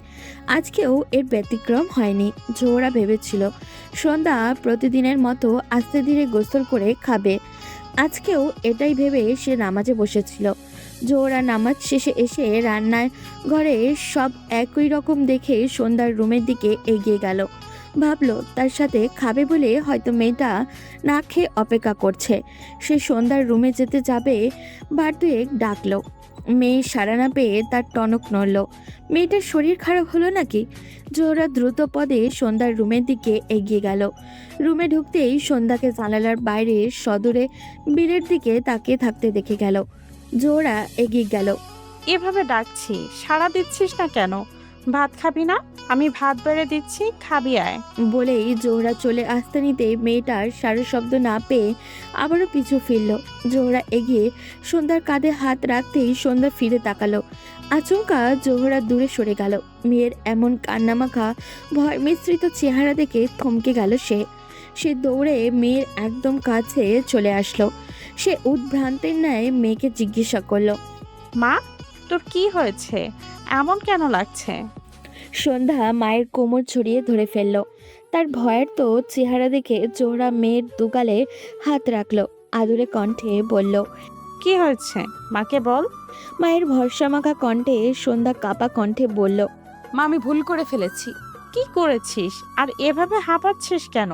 আমি থাপ্পড় মেরেছি। বলেই সন্ধ্যা নিজের ডান হাতটা সামনে এনে দেখালো। এই হাত দিয়ে। জোহরা মেয়ের কথা বুঝতে পারল না। সে সন্ধ্যার দিকে তাকিয়ে রইল। কি বলছে তার মেয়ে এসব? তার মনে অনেক প্রশ্ন উকি দিচ্ছে। জোহরা নিজেকে শান্ত করলো। আস্তে ধীরে সব জানবে, কিন্তু তার আগেই তার নিজেকে স্বাভাবিক রাখতে হবে। কিন্তু স্বাভাবিক বা কিভাবে থাকবে সে? তার মেয়ে এসব কি বলছে? ততক্ষণে কুসুম রুমের দরজার কাছে এসে দাঁড়ালো। মা, আপা ওই বখাটে হারুনকে থাপ্পড় মেরেছে। জোহরা চমকালো। সে কুসুমের কথা শুনে সন্ধ্যার দিকে তাকালো। এই হারুনকে তো সবাই চিনে। তার ভয়ে পুরো এলাকার মহিলারা তাদের মেয়েদের সাবধানে রাখে। আর তার মেয়ে কিনা সাপের লেজেই পা দিয়েছে। তার আগে সব জানতে হবে। জোহরা নিজেকে শান্ত আর স্বাভাবিক করার চেষ্টা করলো। এমন ভাব করলো যেন সেটা স্বাভাবিক। সে মেয়েদের জিজ্ঞাসা করলেন, মাকে খুলে বল সব। কুসুম এসে শুরু থেকে শেষ পর্যন্ত সব বলতেই জোহরা থমকে দাঁড়ালো। মেয়েদের ভাবভঙ্গিমা দেখে জোহরা নিজেকে স্বাভাবিক করলো। এখন আর আফসোস করে লাভ নেই। যা হওয়ার হয়ে গিয়েছে। তার মেয়েগুলোকে সাবধানে রাখা উচিত ছিল। এখন থেকে সাবধানে থাকতে হবে। জোহরা হাসার চেষ্টা করলো। এটার জন্য এমন করছিস? হ্যাঁ, এটা তোর উচিত হয়নি, কিন্তু ন্যায় করেছিস। অন্যায় তো কিছু করিসনি। ভয় পাস না, কিচ্ছু হবে না। তোর এই মা তোর পাশে আছে। জোহরার সান্ত্বনা পেয়ে সন্ধ্যা মাকে জড়িয়ে ধরল। সে মায়ের ভরসা পাচ্ছে, কিন্তু পরে যদি কিছু হয়? জোহরা মেয়েকে জড়িয়ে ধরে ভাবনায় ডুবে গেল। হারুন যদি এটার রেস ধরে কিছু করে বসে? কিন্তু কি বলবে সে? তার মেয়ে যে তারই তেজি রূপটাই পেয়েছে। সে যে ভুলটা করেছিল সেটারই প্রতিচ্ছবি ভাসছে তার চোখে। জোহরা আটকে উঠল। না, এটা কি ভাবছে সে? এটা যে জীবনেও হতে দিবে না। সে বেঁচে থাকবে, এটা হবে না। জোহরা মেয়েকে বুকের মাঝে আঁকলে নিল। সন্ধ্যা মায়ের মুখে ছানার মতো করে ঢুকে গেল। মায়েদের গায়ে একটা অদ্ভুত ক্ষমতা থাকে, যেটাতে একটা সম্মোহিনী মায়া মেশানো আছে, যা মুহূর্তেই ভুলিয়ে দিতে দেয় সমস্ত যন্ত্রণা, হতাশা, যা হাজার ভুলের মাঝেও একটা পূর্ণাঙ্গ ভরসা দেয়। সন্ধ্যা ব্যতিক্রম নয়। সে মায়ের বুকে আরও জাপটে পড়ে কাঁদতে লাগলো। সে জানে তার সাথে মা আছে, কিন্তু কিন্তু কোথাও জানি তার ভয় হচ্ছে ভীষণ। হারুন পারে না এমন কোনো কাজ নেই। দিন পেরিয়ে রাত হলো। গভীর রাতে সন্ধ্যার মনে হলো তাদের ঘরের আশেপাশে কেউ আছে। সন্ধ্যা ভয় পেল। সে উঠে বসতেই জোহরা হ্যারিকেন নিয়ে রুম থেকে বেরিয়ে এলো। অন্য দিনের তুলনায় আজ জোহরার কান বেশি সজাগ হয়ে উঠেছে। সে বড় করে শব্দ করে ডাক দিল। কে ওখানে? জোহরার শব্দ পেয়ে ধূপ ধূপ শব্দ শোনা গেল। মনে হলো কেউ দৌড়ে পালাচ্ছে।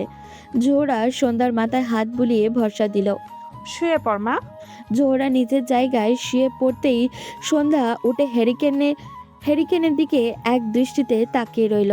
তার এই ব্যাপারটা কি আর কাউকে বলা উচিত? আর কেউ বলতেই সন্ধ্যার মুহিবের কথা মনে পড়ল। কেননা মুহিবকে দেখতে এলাকার বড় ঘরেরই মনে হয়েছিল। মুহিব তাকে একটা চিঠি দিয়েছিল যাওয়ার আগে। সেই চিঠিতে তার শহরের পোস্ট অফিসে ঠিকানা দেওয়া আছে। সে কি ব্যাপারটা মুহিবকে বলবে? তার কি তাকে অবগত করা উচিত সে যে কাউকে থাপ্পড় দিয়ে মেরেছে? সন্ধ্যা তড়িঘড়ি করে উঠে দাঁড়ালো। সে ব্যাগ থেকে মুহিবের শেষবার দেওয়া চিঠিটা নিয়ে বুকে আঁকলে নিল। হাতে কলম দিয়ে লিখতে গিয়েও সে লিখল না। থাক, পরীক্ষার মাঝে আবার মুহিব চিন্তা করবে। আজ কুসুমের পরীক্ষা শুরু। জোহরা সন্ধ্যাকে কলেজে যেতে দেয়নি। সন্ধ্যা নিজেও যাবে না। স্কুল বেশি দূরে নয়, এই এলাকার পথ দিয়ে কিছু দূর হাঁটলেই স্কুল, কিন্তু বিলের আইল ধরে হাঁটলে একদমই কাছে। জোহরা কুসুমকে স্কুলে পাঠিয়ে দিয়েছে। সে চায় না বাড়িতে সন্ধ্যা একা থাকুক। দুপুরের আজান পড়ে গেছে সেই অনেকক্ষণই যাবৎ, কিন্তু কুসুমের আসার সারা শব্দ নেই। জোহরা আশেপাশে খুঁজল, তবে কুসুমের খোঁজ পেল না। জোহরা প্রথমে ভাবল প্রতিদিন আপা থাকে তাই সরাসরি চলে আসে। আজ হয়তো বন্ধুদের সাথে খেলতে খেলতে সময় পার হয়ে যাচ্ছে। এদিকে আজই আনিস মিয়া ফিরবেন, সেজন্য ভয়টা একটু বেশি। দুপুর গড়িয়ে বিকেল হতেই জোহরা আটকে উঠল। কুসুম গেল কই? এই বাড়ি ওই বাড়ি কোথাও নেই। জোহরা হিতাহিত জ্ঞান হারিয়ে সন্ধ্যাকে পাঠালো স্কুলের দিকে, আর জোহরা গেল দূরের এলাকাতে কুসুমের খোঁজ নিতে। সন্ধ্যা বোনের জন্য উদ্ভ্রান্ত হয়ে গেল। সে ঘোমটা টেনে বটতলার দিকে যেতেই হারুনের দলকে দেখে টনক নড়ল। সন্ধ্যাকে দেখে হারুন এক বিশ্রী হাসি দিল, যেন মনে হচ্ছে সন্ধ্যা আসবে এটা সে জানতো। সন্ধ্যার মনে ভয় চেপে ধরল। সে ভীতু চোখে আশেপাশে তাকালো। সন্ধ্যা ঘনিয়ে আসতে রাস্তার আর মানুষ নেই। সন্ধ্যা নিজেকে স্বাভাবিক রাখার চেষ্টা করলো। তার বুক ধড়ফড় করছে। সে পিছু ফিরে আসতে নিতেই হারুন বসা থেকে লাফ দিয়ে সামনে এসে তার পথ আটকে ফেলল। সন্ধ্যা ভিতরে ভিতরে নিজেকে প্রস্তুত করলো। হাল ছেড়ে দিলে হবে না, তার যেভাবেই হোক পালাতে হবে। সে হারুনকে ডিঙিয়ে দৌড়ে আসতে নিতেই হোঁচট খেয়ে পড়ে গেল। পা জ্বলছে খুব। সন্ধ্যা উঠে বসার চেষ্টা করলো। সে দাঁড়ানো হারুনের দিকে তাকাতেই বুঝতে পারল হারুন তার পা দিয়ে সন্ধ্যাকে ইচ্ছাকৃতভাবে ফেলেছে। হারুনকে তার পাশে বসে দেখে সন্ধ্যা বসা অবস্থায় পিছনে হেলিয়ে পড়ল। হারুন সন্ধ্যার সামনাসামনি বসে তার ঘোমটা টেনে ফেলে দিল। সন্ধ্যার চোখ বন্ধ করে ফেলল। তার শেষ রক্ষা কি আর হলো না? জোহরা বারান্দায় মাথায় হাত দিয়ে শূন্য দৃষ্টিতে বসে আছে। কুসুম ফিরে এসেছে অনেক আগেই, কিন্তু সন্ধ্যা আর ফিরে আসেনি। তিনি কি করবেন ভেবে পারলেন না। ছোট্ট মেয়েকে না পেয়ে হিতাহিত জ্ঞান হারিয়ে সন্ধ্যাকেই কিনা পাঠিয়ে বসলো খুঁজতে। এই ভুল সে কিভাবে করতে পারলো? জোহরা এগিয়ে গিয়ে কুসুমকে মারতে নিল, কিন্তু হাত তুলতে মারতে পারল না। সে মেঝেতে বসে পড়ে দুহাত দিয়ে মুখ চেপে ধরে ডুকরে কেঁদে উঠল। কুসুম ভয়ে পর্দার আড়ালে গিয়ে কাঁপছে। তার জন্যই এত কিছু হবে সে সেটা ভাবতে পারেনি। লিনাই তো তাকে খেলতে দিয়ে পথ আটকে রেখেছিল। সে কি জানতো এত কিছু হবে? এখন আপাটা ভালোই ফিরে আসলেই হলো। আপার জন্য তার নিজেরও ভয় লাগছে। আনিস মিয়া দৌড়ে এলো। তিনি শহর থেকে মাত্রই ফিরছেন। বাস থেকে নেমে গ্রামের রাস্তা ধরতেই একজনের কাছ থেকে নিজের ঘরের এমন খবর পেয়ে তিনি দৌড় লাগালো। বয়সের ভারে এখন আর এত দৌড়াতে পারেন না, কিন্তু ঘরের এমন খবর কেউই বা চুপচাপ শুনবে? তিনি স্ত্রীর পাশে বসে হাঁপাতে লাগলেন। স্ত্রীর দিকে তাকিয়ে আনিস মিয়া চমকালেন। দুনিয়ার যা কিছু হতো না কেন, জোহরা নিজেকে অনেক শক্ত আর স্বাভাবিক রাখত, কিন্তু আজ কিভাবে এতটা ভেঙে পড়েছে সে? আনিস মিয়া কাঁধে হাত রাখলো। জোহরা স্বামীর কোমর জড়িয়ে ধরে কান্নায় ভেঙে পড়ল। কান্নার মাঝে অস্পষ্ট সুরে বলতে লাগলেন, আমার মেয়ে, আমার সন্ধ্যা কই? আনিস মিয়া চুপ থেকে স্ত্রীর মাথায় হাত রাখলেন, ভরসার কণ্ঠে বলে উঠলেন, এভাবে ভাইঙ্গা পড়ছো কেন? রাত গড়িয়ে এসেছে, ধরনের বুকে আলো বিদায় নিয়ে অন্ধকার নেমে এসেছে। আশেপাশে প্রতিবেশীরা কেউ বসে কেউ দাঁড়িয়ে জোহরাকে সান্ত্বনা দিচ্ছে। উঠোনের বারান্দায় হ্যারিকেনের নিবু নিবু আলো ঘরটাকে অদ্ভুত করে রেখেছে। জোহরা উঠে দাঁড়ালো, দাঁড়াতেই সে তাল সামলাতে পারল না, মাথা ঘুরে পড়ে গেল। পাশের এক মহিলা এসে তাকে ধরে বারান্দার খাটে শুইয়ে দিল। চোখ বন্ধ অবস্থায় তিনি সন্ধ্যার নাম জপতে লাগলেন। আনিস মিয়া স্ত্রীর পাশে বসে ভরসা দিল। তার দেহটা ক্লান্তিতে আর সইছে না, এভাবে হাল ছেড়ে দিলে চলবে না। তার মাইয়াকে খুঁজে আনা লাগবই। এই মাইয়াকে সে কোনো দিনও কাছে টাইনা আদর করেনি। যেই মাইয়াকে নিয়ে তার এত ভয় ছিল, সেই মাইয়াই কি না? না, আনিস মিয়া ভাবতে পারল না, তার বইসা থাকলে চলবে না। সে উঠে দাঁড়ালো। এরপর উঠান পেরিয়ে কয়েকজন মানুষ নিয়ে চলে গেলেন। হ্যারিকেনের নিবু নিবু আলোর দিকে জোহরা তাকিয়ে আছে। তার চোখে আর পানি নেই, শুকিয়ে যাওয়া চোখ কিন্তু জ্বলছে খুব। সর্বনাশ হয়ে গেছে খালাম্মা। জোহরা চমকে উঠে দাঁড়ালো। বারবার সে মাথা ঘুরে পড়ে যাচ্ছে, কিন্তু একবার শক্ত হয়ে উঠে দাঁড়ালো। উঠান দিয়ে আনিস মিয়া সন্ধ্যাকে কোলে নিয়ে এগিয়ে আসছে। জোহরার পা আপনা আপনি থেমে গেল। সে আর পা সামনে আগাতে পারছে না, যেন মনে হচ্ছে সে একটা শক্ত পাথরে পরিণত। আনিস মিয়া দ্রুত সন্ধ্যাকে নিয়ে ঘরে গেল। চেয়ারম্যান সাহেব এসেছেন প্রস্তাব নিয়ে। প্রস্তাবটা হলো তার ভাইপো হারুনের সাথে সন্ধ্যার বিয়ে। তা শুনে জোহরা ঘর থেকে বেরিয়ে এলো। আনিস মিয়ার কড়া নিষেধাজ্ঞার জন্য সে এতক্ষণ সব চুপচাপ হজম করছিল, কিন্তু তাই বলে এমন একটা প্রস্তাব তো মানা চায় না। সে এইসব অন্যায় আবদার মানবে না। মগের মূল্য পাইছে নাকি? এই বিয়ে হবে না, আমি থাকতে এটা কিছুতেই হবে না। আজগর শেখ ফিরে তাকালেন। কতগুলো বছর পর সেই তেজি মানুষটি তার সামনে। তুমি কি কইতাছো? তুমি নিজেই জানো না। বলেই আনিস মিয়া তড়িঘড়ি করে স্ত্রীকে জোর করে ঘরে নিয়ে গেলেন, কিন্তু জোহরার প্রতিবাদী গলা ভেসে আসছে। আজগর শেখ হাসলেন। তার জীবনের প্রথম মানবী, অথচ সেই আগের মতোই রয়ে গেল, একটুও বদলায়নি। জোহরাকে আনিস মিয়া মেয়ের সাথে সাথে রুমে ঢুকিয়ে বাইরে থেকে দরজা বন্ধ করে দিল। দিন পেরিয়ে বিকেল গড়িয়ে এলো। সন্ধ্যা নামবে বলে জোহরা উঠানের দিকে দৃষ্টি দিল। চেয়ারম্যান সাহেব যাওয়ার পরে আনিস মিয়ার সাথে তার কথা কাটাকাটি হয়েছে। তিনি যাওয়ার সময় বলে গিয়েছেন এই বিয়ে সে দিবেই, চেয়ারম্যানের কথা সে ফেলবে না। সে যে তখন বের হলো এখনো ফিরল না। জোহরা আর মাথা ঘামালো না, সে মেয়ের রুমের দিকে এগিয়ে গেল। সন্ধ্যা গায়ে চাদর মুড়িয়ে খাটে হেলান দিয়ে বাইরে তাকিয়ে আছে। সন্ধ্যা এখনো সময়টা কাটিয়ে উঠতে পারেনি। জোহরার খারাপ লাগলো। তার এমন চঞ্চল মেয়েটা এমন নিথর বানিয়ে দিল কে সে এখনো জানে না। একদিন না পেরোতেই আনিস মিয়া এভাবে মেয়ের বিয়ের জন্য উঠে পড়ে লেগেছে। তার জোহরার সহ্য হচ্ছে না। আনিস মিয়ার মতে সেদিন কিছু হতে পারেনি, কেননা ওই ঝোপঝাড়ে ভাঙা ঘরটাতে চাচানোর আওয়াজ শুনে তার সেখানে গিয়েছিল। তখনই অনেক লোকের পালানোর শব্দ হয়েছিল। আনিস মিয়ার মতে সর্বনাশ না হলেও মেয়ের বদনাম তো হয়ে গিয়েছে, তাই তিনি চান তড়িঘড়ি করে মেয়ের বিয়ে দিতে। কিন্তু জোহরা মানতে নারাজ। আনিস মিয়ার কথা অনুযায়ী এমন বদনামওয়ালা মেয়েকে কেউ বিয়ে করবে না, তাই যেই পাত্রই হোক না কেন বিয়ে পড়িয়ে দিলেই সম্মান বাঁচবে। কিন্তু জোহরা তা মানতে পারছে না। তার মেয়ে কি ফেলনা নাকি? তার উপরে ওই বকাটে হারুনের সাথেই বিয়ে। জোহরা আন্দাজ করেছে সন্ধ্যার এইসবের জন্য হারুনই দায়ী। যদি এমনটাই হয় তবে সে ওই ছেলেকে ছাড়বে না কিছুতেই। সন্ধ্যা বাইরে তাকিয়ে আছে। জোহরা আস্তে করে মেয়ের দিকে এগিয়ে গেলেন। তিনি মেয়ের কাঁধে হাত রাখলেন। সন্ধ্যা ফিরে তাকালো না। মা, কিছু তো হয়নি, তুই এভাবে ভেঙে পড়িস না মা। মায়ের কথায় সন্ধ্যা নিশ্চুপ রইল। তা দেখে জোহরার মনে আরো অপরাধ বোধ জেগে উঠল। সে মেয়ের দিকে তাকিয়ে কথা বলতে পারছে না। তার নিজের ভুলের জন্য মেয়ের জীবন নাশ হতে যাচ্ছিল। জোহরা এসে মেয়ের পাশে বসলেন। সন্ধ্যা মায়ের দিকে ফিরে তাকিয়ে চুপচাপ জড়িয়ে ধরল। জোহরা মেয়ের মাথায় হাত বুলালেন। কাল বাদে পরশু মেয়েটার বিয়ে, তাও বা সেই হারুনের সাথেই। এটা কিছুতেই সে মেনে নিতে পারছে না। তার ফুলের মতো মেয়ের সাথে এমন একটা ছেলের বিয়ে, কিন্তু আনিস মিয়া তার কথায় অনড়। চেয়ারম্যান সাহেব স্বয়ং এই বিয়েতে প্রস্তাব নিয়ে এসেছে, তাতে তিনি দ্বিরুক্তি করবেন না। তার উপরে এমন বদনামওয়ালা মেয়েকে বিয়ে করতে চাইছে, এটাই তো অনেক। গভীর রাত, চারিদিকে ঝিঝি পোকার ডাক।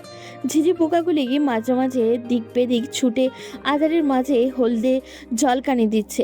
সন্ধ্যা জানলা খুলে সেই অদ্ভুত সুন্দর পরিবেশটির দিকে তাকিয়ে আছে। বাইরে হালকা চাঁদের আলোতে সবই স্পষ্ট, কিন্তু কুয়াশার ভিড়ে ঝিঝি পোকাগুলোর হলদে ঝলকানি ছাড়া আর কিছুই চোখে পড়ছে না। চারিদিকে ধোয়ার মতো ভুতুড়ে মনে হচ্ছে। ক্ষণে ক্ষণে বাইরে থেকে শো শো করে তীব্র ঠান্ডা বাতাস ঢুকছে, কিন্তু সন্ধ্যার কোনো হেলদোলই নেই। দূরের ওই বাসঝাড়টা মাঝে মাঝে নড়ে উঠছে। অন্য সময় হলে সন্ধ্যা এক্ষুনি ভয় পেয়ে জানলা বন্ধ করে দিত, কিন্তু আজকে তার মাঝে কোনো ভয় ভীতি দেখা গেল না।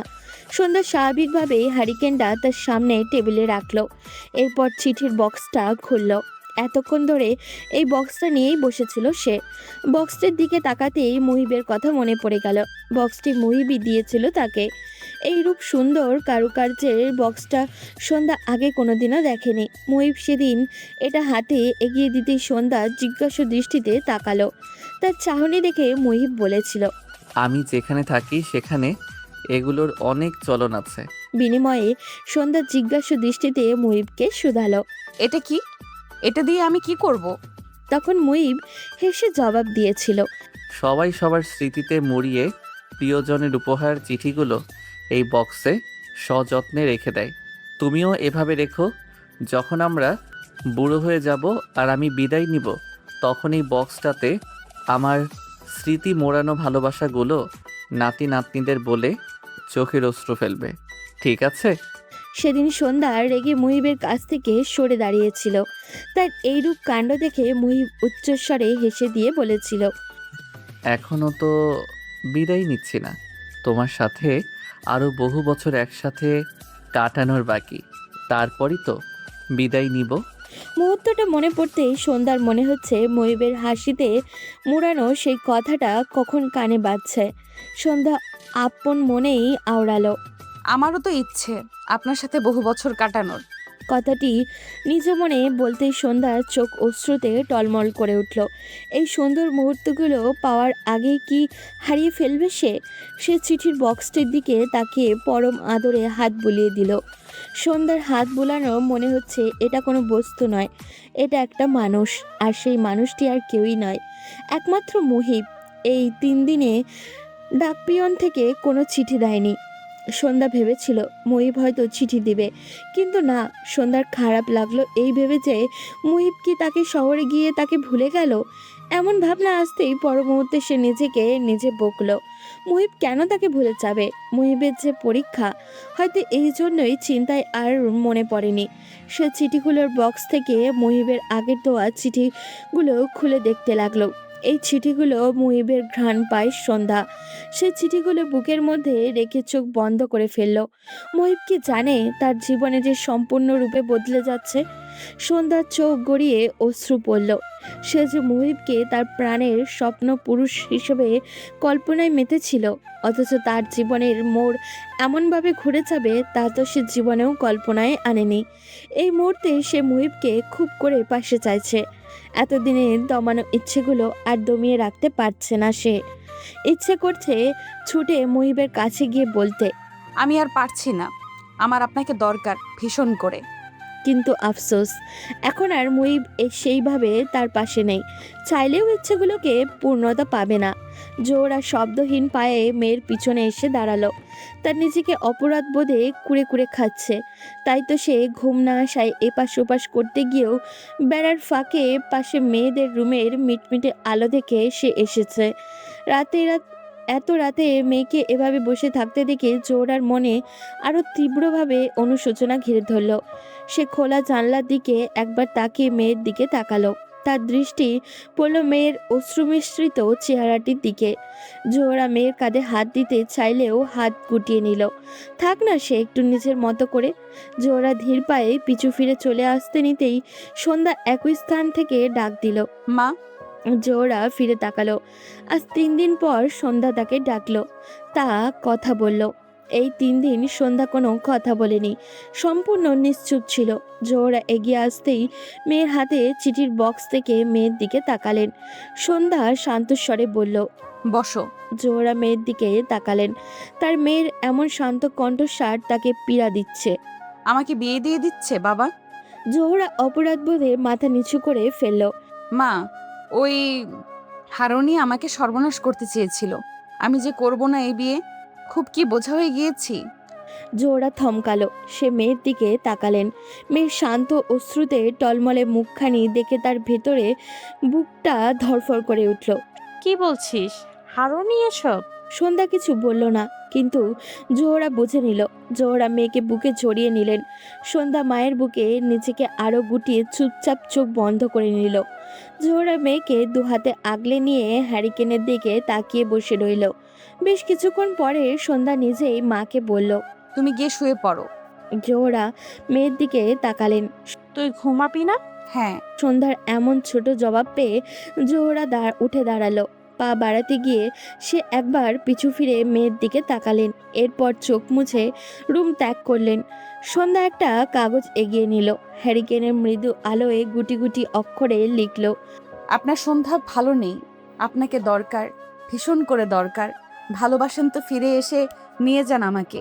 যদি এটা অকেজো আবদার, তবুও বলছি, আপনাকে খুব করে পাশে চাইছি। লেখা শেষ হতেই সেই কাগজটা সযত্নে খামিয়ে ঢুকিয়ে ফেলল। হ্যারিকেনের জ্বালানি ফুরিয়ে আসার আগ পর্যন্ত সন্ধ্যা একইভাবে খোলা জানালার ধারে বসে রইল। চোখের সামনেই আধার কাটিয়ে ভোর ফুটতে শুরু করেছে। ঠান্ডার জোরটা আরও বেড়ে গিয়েছে। সন্ধ্যার দরজা খুলে বিস্তীর্ণ উঠান পেরিয়ে সে বিলের ধারে গিয়ে দাঁড়ালো। শীতের শেষ এখন, কিন্তু শেষ দিকে যেন শীত আরও বেশি করে পড়েছে। সন্ধ্যা গায়ে ভালো মতো চাদর জড়িয়ে নিল। সে না চাইতেও তার পাশে একবার তাকালো। এই জায়গাটাতে মুহিব দাঁড়িয়ে থাকতো। আজ ভীষণ করে তার উষ্ণ পেতে ইচ্ছা করছে। সন্ধ্যা চোখ ফিরিয়ে অদূরে কুয়াশায় ঘেরা বিলগুলোর দিকে দৃষ্টি দিল। মুহিবকে মনে পড়ছে আজ ভীষণ করে। মুহিব কি তাকে এভাবে মনে করছে? কি জানি, আর কি সে এই সুন্দর মুহূর্তগুলো ফিরে পাবে? না, কিভাবেই এভাবে স্মৃতির আড়ালে ঢেকে পড়বে এইসব। সন্ধ্যা নাগাদ আনিস মিয়া ঘরে ফিরল, তবে খালি হাতে নয়, 2 হাত ভরে বাজার নিয়ে। তিনি বারান্দায় ঢুকতেই হাসি হাসি রবে হাঁক ছাড়লেন। কই রে সন্ধ্যা মা, এদিকে আয়।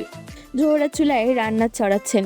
পাতিল তুলতে গিয়ে তিনি বসা অবস্থায় মাথা উঠিয়ে দেখলেন রান্নাঘরে বারান্দার সাথে হওয়াতেই এখান থেকে বারান্দার একদম সরাসরি দেখা যায়। শুধু মাঝখানে একটা খড় দিয়ে আলাদা করে দেওয়া আছে। আনিস মিয়া সেই সকালবেলা ঘর থেকে বেরিয়েছে, এর মধ্যেই আর বাসায় ফেরেনি। যদিও স্বামীর থাপ্পড়ে তার অভিমান কাজ করছে, কিন্তু এখন সেগুলোর সময় নেই। তার আগে জানতে হবে আনিস মিয়া এই রাতে উৎফুল্লতার সহিত বাজার করার কারণ কি, আর সন্ধ্যাকেই বা এত সুন্দর হাসি হাসি রবে ডাকার কারণটাই বা কি। উনি তো কোনো সময় এভাবে ডাকেন না। সন্ধ্যাকে তো ভুলেও নয়। এর পিছনে নিশ্চয়ই কোনো কারণ বিদ্যমান। চুলায় থাকা পাতিলটার সবজির ঘ্রাণ জানান দিচ্ছে এই মুহূর্তে সেটি নামানো দরকার। জোহরা পাতিলটা তাড়াতাড়ি নামিয়ে অন্য আরেকটা পাতিল চুলাতে বসিয়ে দিল। এরপর উঠে দাঁড়াতেই 2 হাত আঁচলে মুছে বারান্দার দিকে এগিয়ে গেল। আনিস মিয়ার এমন উৎফুল্ল ভরা ডাক শুনে সন্ধ্যার রুম ছেড়ে বেরিয়ে এলো। মাত্রই সে মায়ের কাছ থেকে উঠে রুমে গিয়েছিল। রান্না সে করতে চেয়েছিল, কিন্তু আজকে মা কেন জানি করতে দেয়নি। তাই তো জোর করে চালটা বেছে ধুয়ে দিতে এসেছে। মা ইদানিং কেন জানি তাকে চোখে হারাচ্ছে। সন্ধ্যাকে তার বাবা এমন করে কখনো ডেকেছে তা সে মনে করার চেষ্টা করলো, কিন্তু ফলাফল শূন্য। না, তার মনে পড়ছে না। সে জানে না তার বাবা এভাবে ডাকার কারণ কি। যেটাই হোক না কেন, স্বভাবতই সে খুশিই হলো। জোহরা ভরাট মুখে আনিস মিয়ার দিকে এগিয়ে এলো।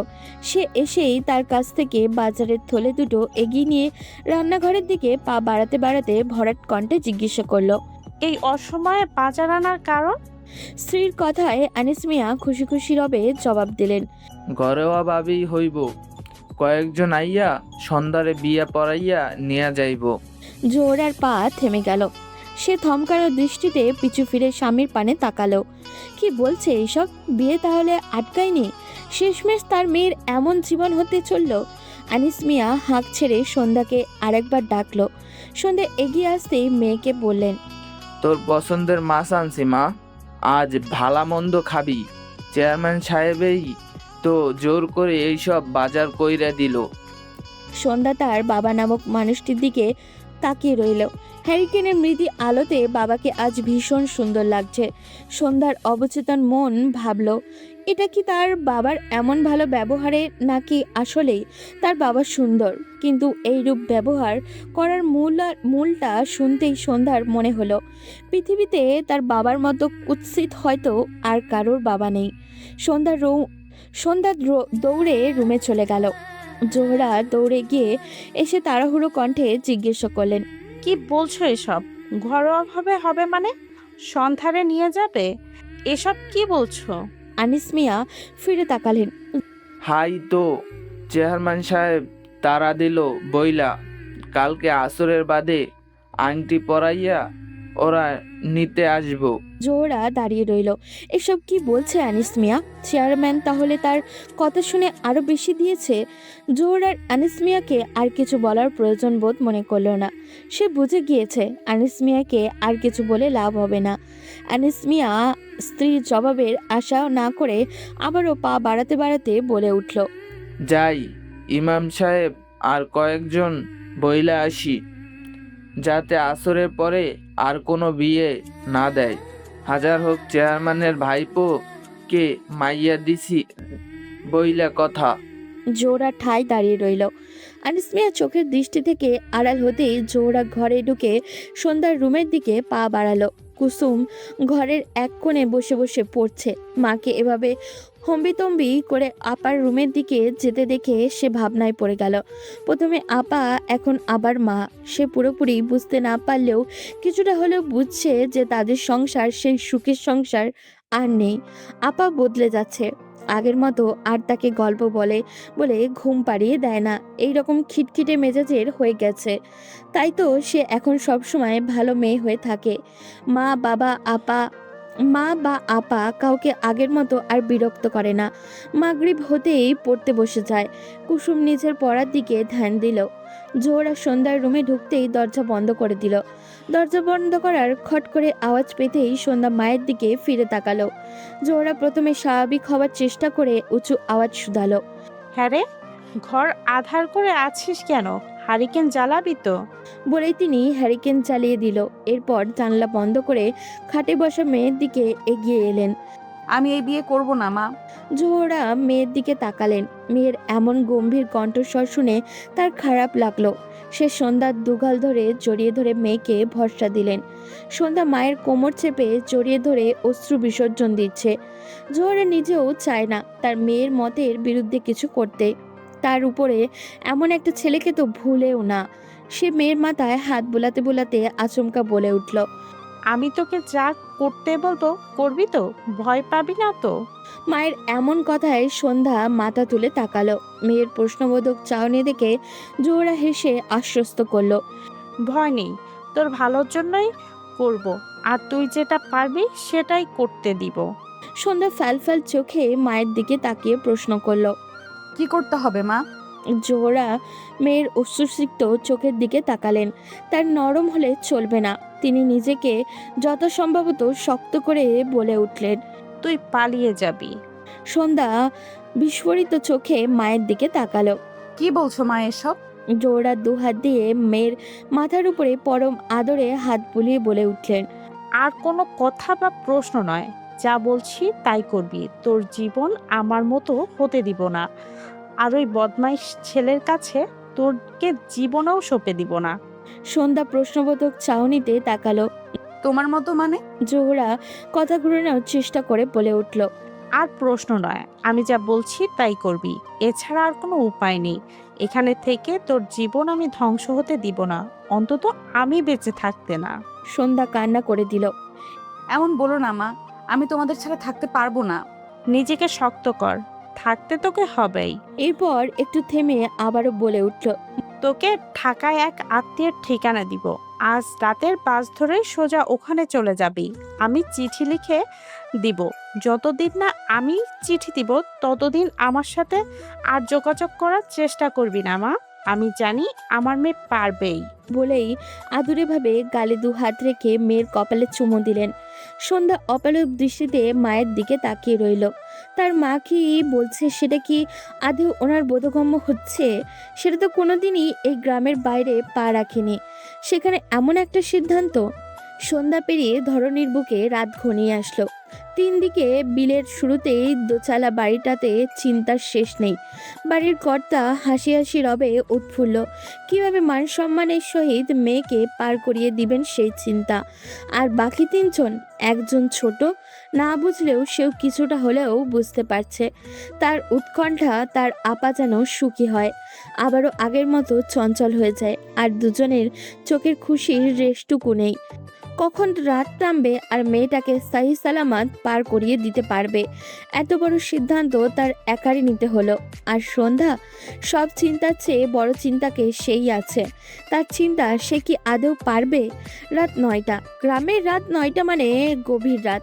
প্রতিটা ঘরে ঘরে সবাই খেয়ে শুয়ে পড়ার উপক্রম। আস্তে আস্তে সম্পূর্ণ গ্রাম নীরব, নির্জীবতায় ঢেকে গিয়েছে। কিন্তু ঘুম বা স্বস্তি কোনোটাই নেই একটি ঘরে। গ্রামের একদম শুরুর দোচালা ঘরটাতে হ্যারিকেনের হলদে আলো দেখা যাচ্ছে। মৃদু আলো জানান দিচ্ছে হ্যারিকেনটা হয়তো ক্লান্ত।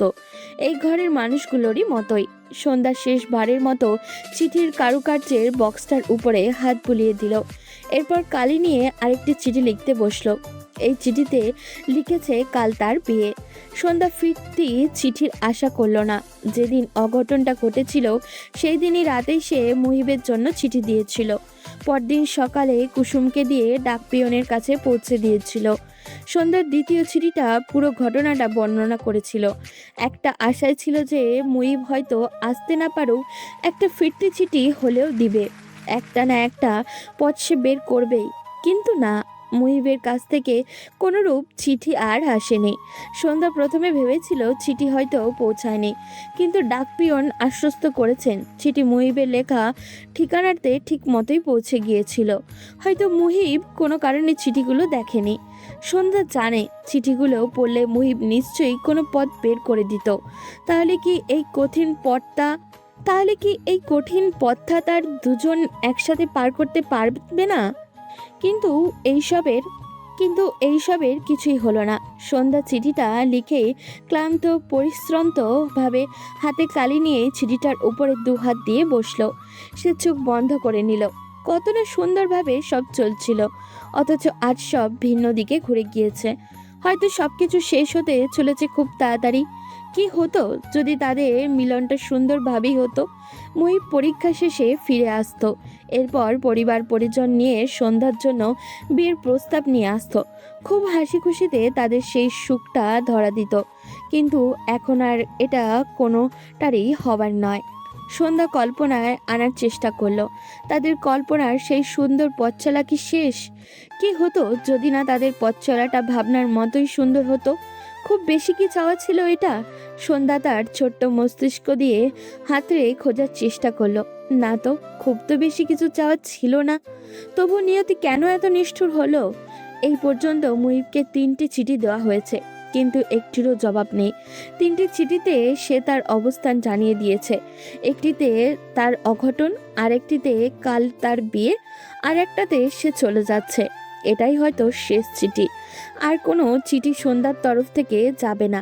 না, কোনো অভিমানের জন্য নয়। আজ যদি সে এখান থেকে চলে গিয়ে বেঁচে থাকতে পারে তবেই সে যোগাযোগ করবে। এই গ্রামের স্টেশনে রাত 11টায় ঢাকাগামী বাস যায়। আজ কিছুক্ষণ পরেই সন্ধ্যা রওনা দিবে। সে জানে না সে কিভাবে থাকবে, কিন্তু এটা ছাড়া আর কোনো উপায় নেই। বেশ কিছুক্ষণ পরে সন্ধ্যা ফিরে তাকালো। তার অবচেতন মন জানান দিচ্ছে কেউ একজন তার পেছনে এসে তার দিকে মায়াভরা দৃষ্টিতে তাকিয়ে আছে। আর সেই একজনটা হয়েছে একমাত্র তার মা। তার পুরো পৃথিবী। তার প্রিয় একটা অংশ। এই মানুষটিকে ছাড়া সে থাকবে কিভাবে তা তার জানা নেই, কিন্তু থাকতে তো তাকে হবেই।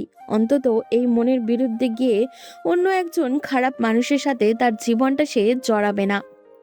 জোহরা এগিয়ে এসে আচমকা মেয়েকে জড়িয়ে ধরে ডোকরে উঠলেন। সন্ধ্যা বসা অবস্থায় মায়ের কোমর চেপে জড়িয়ে ধরে চোখ বুজে নিল। সে জানে না আর মায়ের এই ঘ্রাণ নিতে পারবে কিনা। ডোকরানোর শব্দ শুনে সে মাথা তুলে মায়ের দিকে তাকালো। না, তার মা তো কান্না করছে না। তবে কি এটা তার অবচেতন মনের ধারণা? কিন্তু সে জানে তার এই ধারণা সঠিক। তার মা কান্না করছে। মেয়ের সামনে কান্না না করায় বৃথা চেষ্টা চালিয়ে যাচ্ছে, আর তাতে তিনি সফল হলেও সন্ধ্যা কিন্তু ঠিকই বুঝতে পেরেছে। জোহরা মেয়ের দুগালে পরম আদরে হাত রেখে মেয়ের অশ্রু মুছে দিলেন। এরপর ফিসফিস কণ্ঠে শুধালেন, একদম কান্না নয়, তুই ঢাকায় গিয়ে খুব ভালোভাবে বাঁচবি মা। তোর মামা তোকে ফিরিয়ে দিতে পারবে না। মামা তোকে খুব ভালোবাসবে, পড়াশোনা করাবেন, আগলে থাকবি ওখানে। বাবার আদর কিছুটা হলেও উপলব্ধি করতে পারবি। মানুষের মতন মানুষ হ মা। সন্ধ্যা জোহরাকে জড়িয়ে নিল। জোহরাও মেয়েকে আরো চেপে জড়িয়ে নিলেন। যেন মনে হচ্ছে ছেড়ে দিলেই মেয়েটা তার কাছ থেকে অনেক দূরে চলে যাবে। সে তো চায় না এই মেয়েটা তার কাছ থেকে দূরে সরুক, কিন্তু উপায় যে আর নেই। তার মেয়ের জীবন বাঁচাতে হলে তাকে এই যে ত্যাগ করতেই হবে। তার মা মেয়ে দুজনকেই। মুহিব সামনে বই নিয়ে বসে আছে। পরপর 2টা পরীক্ষা দিয়ে সে খুবই ক্লান্ত। কালকের পরীক্ষাটাও অনেক কঠিন। সে দীর্ঘক্ষণ যাবৎ মনের সাথে যুদ্ধ করে মাত্র কয়েকটা প্রশ্নের উত্তর করতে সক্ষম হয়েছে। অথচ এর আগে এমন পরিস্থিতি তার হয়নি। আজ 3 দিন যাবৎ সে শ্বাস ফেলার সময় পায়নি। আর কালকে এমন একটা পরীক্ষা, আর সে কোনো মতে বইয়ে মন দিতে পারছে না। বারবার চোখের সামনে শুধু সন্ধ্যার চেহারাটা ভেসে উঠেছে। মুহিব ভাবনা থেকে সন্ধ্যাকে সরিয়ে বইয়ের মনে দেওয়ার চেষ্টা করলো, কিন্তু এবার সে ব্যর্থ। মুহিব মাথা চেপে বইয়ের উপরে বসে রইল। এরপর সামনের খোলা জানালার বাইরে দৃষ্টি দিয়ে আপন মনেই আওড়ালো, তুমি আমার সাথে সাথে আমার মস্তিষ্কটাকেও হাত করে ফেললে। বলেই মুচকি হাসলো। সে বইয়ে আবারও মনোযোগ দেওয়ার চেষ্টা করলো, কিন্তু একইভাবে আবারও ব্যর্থ হলো। মাথা থেকে কিছুতেই সন্ধ্যার কথা সরছেই না। আজ এমন কেন মনে হচ্ছে? সন্ধ্যা ভালো আছে তো? এই কথাটা নিজের মনে আওড়াতেই সন্ধ্যার জন্য তার খারাপ লেগে উঠল। সন্ধ্যাকে সে কথা দিয়েছিল চিঠি দেবে, কিন্তু পরীক্ষার চাপে আর দেওয়া হয়ে ওঠেনি। অথচ সে আসার সময় বলেছিল প্রতিদিন চিঠি দিবে।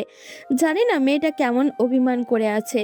এটা ভাবতেই সন্ধ্যার অভিমানী চেহারাটা মুহিবের কল্পনায় হানা দিল। মুহিবের অনুশোচনা হলো, মেয়েটাকে যে সে বড্ড ভালোবাসে। কালই একটা চিঠি দিয়ে মন ভালো করে দিবে।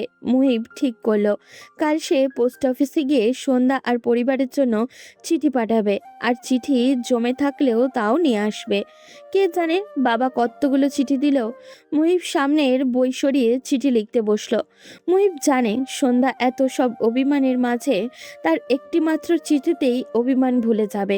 আজগর শেখ খেয়ে উঠতেই আসমা বেগম জিজ্ঞাসা দৃষ্টিতে বলে উঠলেন, বিয়ে কি কাল? আজগর শেখ জবাব দিলেন না। আসমা বেগম কিছু মনেও করলো না। তার স্বামীকে বিয়ের পর থেকেই এই রকম দেখে আসছে। স্বামীর নীরবতাকে সে ধরে নিল তার কথাই ঠিক। আসমা বেগম আবার শুধালেন, মহিবকে একবার বলা উচিত ছিল না? আজগর শেখ চেয়ার ছেড়ে রুমের দিকে পা বাড়াতে বাড়াতে জবাব দিল, পরীক্ষার মাঝে মুহিবকে বিরক্ত করা লাগবে না। একবার পরীক্ষা দিয়ে আসুক, আর এটা তো ধুমধাম করে হচ্ছে না। ঘড়ির কাঁটা নড়ে উঠতেই জোহরা পুরনো ঝুলন্ত ঘড়িটার দিকে দৃষ্টি দিল। 10টা বাজতে চলল। বাস ছাড়তে আরো 1 ঘন্টা বাকি, কিন্তু সে কোনো রকম রিস্ক নিতে চায় না। সে মেয়েকে আগে ভাগে বাসে বসিয়ে ঘরে ঢুকতে পারলেই শান্তি। জোহরা তড়িঘড়ি মেয়েকে ছেড়ে আনিস মিয়ার ঘরের দিকে উকি মেরে আসলেন। না, স্বামী তার ঘুমাচ্ছে। কুসুমও গভীর ঘুমে। সন্ধ্যা বোনের দিকে এগিয়ে গেল। এই বোনটাকে সে কোলে পিঠে করে মানুষ করেছে। বোনটাকে ছেড়ে সে কিভাবে থাকবে? এত সব ছেড়ে আদৌ পারবে তো? কুসুম তো চলতে ফিরতে আপাকে খুঁজে। আপাকে ছাড়া নিজেকে অভ্যাস করতে পারবে তো মেয়েটা? সন্ধ্যা বোনের গালে হাত বুলিয়ে দিল। শেষ কয়েকদিন ধরে মেয়েটা একদম ভালো হয়ে গিয়েছে। যেন সে সব বুঝে গিয়েছে, আপাকেও আপার মতো থাকতে দিয়েছে। সন্ধ্যা কুসুমের কপালে চরম আবেশে চুমু দিয়ে অশ্রুমাখা কণ্ঠে ফিসফিস করে বলে উঠল। তুই ভালো থাকিস বোন। জোহরা চাদরে মুখ ঢেকে মেয়েকে বোনের কাছ থেকে টেনে তুললেন। তিনি বারবার স্বামীর রুমের দিকে উকি ঝুঁকি মেরে সন্ধ্যাকে তাড়া দিলেন। ফিসফিস কণ্ঠে শুধালেন। আয় তাড়াতাড়ি, বাদ ছেড়ে যাবে। সন্ধ্যা বোনকে জড়িয়ে ধরে মায়ের দিকে তাকালো, এরপর অনুরোধের সুরে অনুনয় করে বলে উঠল। মা, আমি এই মেয়েটাকে ছাড়া কিভাবে থাকবো? ও তো আমাকে ছাড়া কিচ্ছু বলছে না। জোহরা মেয়ের দিকে তাকালেন। তিনি জানেন মেয়ের বৃথা মায়ার কথা বলছে, যেটা হবার নয়। সন্ধ্যা আরেকবার বোনের দিকে ফিরে তাকালো। ফিরে তাকাতেই দেখলো ঘুমন্ত কুসুম জেগে উঠেছে। সে চোখ মেলে আপার দিকে তাকিয়ে রইল। আপার চুমু অনুভব করেই সে জেগে উঠেছে, কিন্তু সে জেগে আপাকে কোনো প্রশ্ন করলো না। চুপচাপ আপাকে জড়িয়ে ধরে ভরসা দিল। তা দেখে সন্ধ্যা কান্নার মাঝে হেসে মায়ের দিকে তাকালো। দেখেছো মা, আমাদের কুসুম কি বুঝতার হয়ে যাচ্ছে। সন্ধ্যা শেষবারে বোনকে আগলে কপালে চুমু এঁকে দিল। এরপর একটা চিঠি বোনের হাতে গুজে দিল। কুসুমও বুঝে নিয়েছে যে ডাকপিয়ন এলে চিঠিটা ওনার হাতে দিতে হবে। এরপর মা মেয়ে দুজনেই বেরিয়ে গেল। কুসুম যতদূর মা বোনের অস্তিত্ব দেখা যায় ততদূর তাকিয়ে রইল। অন্ধকার তেমন কিছু বোঝা যাচ্ছে না, কিন্তু সে আন্দাজ তাকিয়ে রইল। এরপর চোখ মুখ ফিরতে গিয়ে চমকে গেল। আনিস মিয়া দাঁড়িয়ে আছে। আনিস মিয়া খোলা জানলার দিকে দৃষ্টি দিল। সে একবার খোলা দরজার দিকে তাকালো, আর একবার কুসুমের দিকে। তিনি অভিজ্ঞের মতো করে মৃদু আলো ঘরের চারিদিকে দৃষ্টি ঘোরালো। না, সম্পূর্ণ ঘর নীরব। তাহলে কি তার ধারণাটাই সঠিক? এই জন্যই কি জোহরা এই কয়দিন একদম চুপ ছিল? আনিস মিয়ার ঘুম ভেঙে যাওয়াতে প্রথমে রাগ হলেও এখন মনে হচ্ছে যা হয়েছে ভালোই হয়েছে। আনিস মিয়া খোলা দরজার সামনে থেকে কুসুমকে সরতে ইশারা করলো, কিন্তু কুসুম যেন ভয়ে নড়াচড়া করতে ভুলে গিয়েছে। আনিস মিয়া দ্বিতীয়বার জোরে ধমক দিয়ে সরতে বলতেই কুসুম ভয়ে কাচুমাচু ভঙ্গিতে দরজার পাশ থেকে সরে দাঁড়ালো। আজকের মতো বাবাকে তার আর ভয়ঙ্কর কোনো সময় লাগেনি, অথচ বাবা এখনো কিছুই বলেনি। তবুও তার কেন জানি ভয় ভয় লাগছে। আনিস মিয়া কুসুমের পাশ কেটে বারান্দায় গেল। না, কেউ নেই। তাইলে কি তার ধারণাই সঠিক? সে হুড়মুড়িয়ে আধারের মাঝে দ্রুত গতিতে পা বাড়ালো। বাবার এমন তাড়াহুড়ো করে হাঁটা দেখে কুসুমও বেরিয়ে এলো। তার চোখের সামনেই বাবা কয়েক সেকেন্ডের মাঝে পথের দিকে মিলিয়ে গেলেন। কুসুমের আধারের মাঝে চারিদিকে তাকালো। অন্য সময় আপা সাথে থাকলেও ভয় লাগে, অথচ আজ সে সম্পূর্ণ একা হয়েও ভয় লাগছে না। তার একটাই ভয়, বাবা যেন আপাকে ধরতে না পারে, বাস যেন ছেড়ে দেয়। সে তড়িঘড়ি ঘরে ঢুকে দেওয়ালে থাকা পুরনো ঘড়িটার দিকে দৃষ্টি দিল। মাত্র 10:30। বাস ছাড়তে এখনো আধা ঘন্টা বাকি। তবে কি আপাকে ধরে ফেলবে? কুসুমের ভয়ে হাত পা জমে গেল। সে মনে প্রাণে দোয়া করতে লাগলো। জোহরা বাসের সিটে মেয়েকে বসিয়ে আশ্বস্ত করলো। সে সন্ধ্যাকে বসিয়ে নেমে যেতে নিলেই সন্ধ্যা জোহরার হাত ধরে ফেলল। তা দেখে জোহরা মায়ের পাশের সিটে বসে ভরসা দিলেন, কিন্তু বেশিক্ষণ পারল না। পাশের সিটের মহিলাটা তাড়া দিল জোহরাকে সিট ছাড়তে। আর কিছুক্ষণ পরেই বাস ছেড়ে দিবে। জোহরা বাস থেকে নেমেই বাইরে সন্ধ্যার সিটের পাশে গিয়ে দাঁড়ালো। সন্ধ্যা জানালার বাইরে থাকা বোরকা পরিহিত আগাগোড়া মুখ ঢাকা মায়ের হাত ধরল। আর একটু পরেই চিরচেনা এই জায়গাটা ছেড়ে যাবে। সে কি আদৌ পারবে? সন্ধ্যার ভয়ে ভয়ে অনুভূত হতেই সে জানলার বাইরে থাকা মায়ের হাত আরো জোরে চেপে ধরল। মা মেয়ের মুখে কোনো কথাই নেই, কিন্তু মনে মনে অনেক কথাই হয়ে যাচ্ছে। জোহরাও ভয় পাচ্ছে, কিন্তু মেয়েকে দেখাচ্ছে না। বাস ছাড়বে ঠিক সময়েই পেছন থেকে কয়েকজন মানুষের শোরগোল শোনা গেল। জোহরা পেছনে ফিরে তাকাতেই চমকে গেল। আনিস মিয়া হারুনকে নিয়ে দাঁড়িয়ে আছে। হারুন সন্ধ্যার দিকে তাকিয়ে হাসি দিল, যে হাসিটা দিয়ে সে অনেক কিছু বুঝিয়ে ফেলেছে। তা দেখেই সন্ধ্যা ভয়ে মায়ের হাত চেপে ধরল। তার কি তবে আর যাওয়া হলো না? সকাল নেমে এলো। সন্ধ্যা মেঝেতে হাঁটু মুড়ে বসে আছে। রাত থেকে সকাল ফুটে গেলেও অথচ তার চোখে ঘুম আর ধরা দেয়নি। ঘুম আসবেই বা কিভাবে? এই তো আসরের পরেই তার কাবিন হয়ে যাবে। চোখের পলকে বাকি সময়টুকু কেটে যাবে। সন্ধ্যা কি চোখ মুছে নিল। সন্ধ্যা চোখ মুছে নিল, চোখের পানি যেন বাদ মানছে না। মা বোন কাউকে রাতের পর থেকে আর দেখেনি, দেখবেই বা কি করে? সে যে রুমবন্দি, সে জানে তাদেরকে বাবাই আটকে রেখেছে। সন্ধ্যা তার কপাল মেনে নিল, যা হওয়ার হবে। কপালের লিখন তো খণ্ডানো যায় না। সন্ধ্যা নিজেকে মানাতে চেষ্টা করলো, হয়তো হারুনের সাথেই তার জীবন লেখা আছে। এখন আর কিছু তো হাতে নেই, জীবনটা না হয় অপছন্দের মানুষের সাথেই কাটিয়ে দিবে। হয়তো এটাই তার কপালে লেখা ছিল। নিজেকে হাজারো মানানোর চেষ্টা করলেও তার ভয় ভয় অনুভূতি হচ্ছে। বারবার মুহিবের চেহারা ভেসে উঠেছে। আচ্ছা, মুহিব কি চিঠিগুলো দেখবে না? তার আর মুহিবের সুন্দর মুহূর্তগুলো তবে কি কল্পনায় রয়ে গেল? মুহিবের কথা মনে পড়তেই তার চোখ গড়িয়ে জল নেমে এলো। এত সব সুন্দর মুহূর্ত কি ভুলেও আদৌ কি সে হারুনের সাথে নিজেকে আবদ্ধ করতে পারবে? সন্ধ্যা নিজেকে শক্ত করলো, এটা ছাড়া আর কোনো উপায় নেই। পারতে তো তাকে হবেই। মা বোনের দিকে তাকিয়ে হলেও এইসব মেনে নিতে হবে। সন্ধ্যা রুমের বন্ধ দরজার দিকে অশ্রুমাখা চোখে তাকালো। সেই রাত থেকে সে রুম বন্দি, এখনো কেউ দরজা খুলো না। সন্ধ্যা চোখ মুখ মুছে নিল। জানলার টকটক আওয়াজ হতেই এক মুহূর্তেই সে খুশি হয়ে গেল। তার মনে হলো মুহিব বোধহয় এসে পড়েছে। তাহলে সে কি চিঠিগুলো পড়েছে? সব কি তবে ঠিক হয়ে যাবে? দ্বিতীয়বার আওয়াজ পেতেই সন্ধ্যা উৎফুল্ল হয়ে বসা থেকে উঠে দাঁড়ালো, জানলার ধারে এগিয়ে গেল। খুশি খুশি রবে সে জানলা খুলতেই চমকে গেল। হারুন বিশ্রীভাবে হেসে তার দিকে তাকিয়ে আছে। সন্ধ্যার ভাবতেও ঘৃণা লাগছে যে এই মানুষটার সাথেই তার বাকিটা জীবন কাটাতে হবে। সন্ধ্যা জানলা বন্ধ করে দিতে গেলেও হারুন খপ করে গ্রিলের ভেতর দিয়ে জানলার কবজা ধরে ফেলল। সে সরে যেতে নিলেই হারুন শিকল ভেদ করে তার হাত ধরে ফেলল। হারুন শক্ত করে সন্ধ্যার হাত চেপে ধরে আছে। সন্ধ্যার ব্যথায় চোখ ভরে উঠল। এই দক্ষিণ দিকটাতেই কেউ আসে না, তাই হারুনের এই অসভ্যতামি করার চোখে পড়বে না। সন্ধ্যা তাচ্ছিল্য হাসল, চোখ পড়লেও বাকি, তার বিয়ে তো কিছুক্ষণ বাদেই হবে। হারুন সন্ধ্যার হাত আরো মুচড়ে ধরতেই সন্ধ্যার চোখ গড়িয়ে পানি নেমে এলো। সে বুঝতে পারলো হারুন এটা ইচ্ছা করেই করছে। ব্যথায় সন্ধ্যার হাত ছাড়ার চেষ্টা করলো, তাতে হারুনের কোনো মাথা ব্যথা নেই।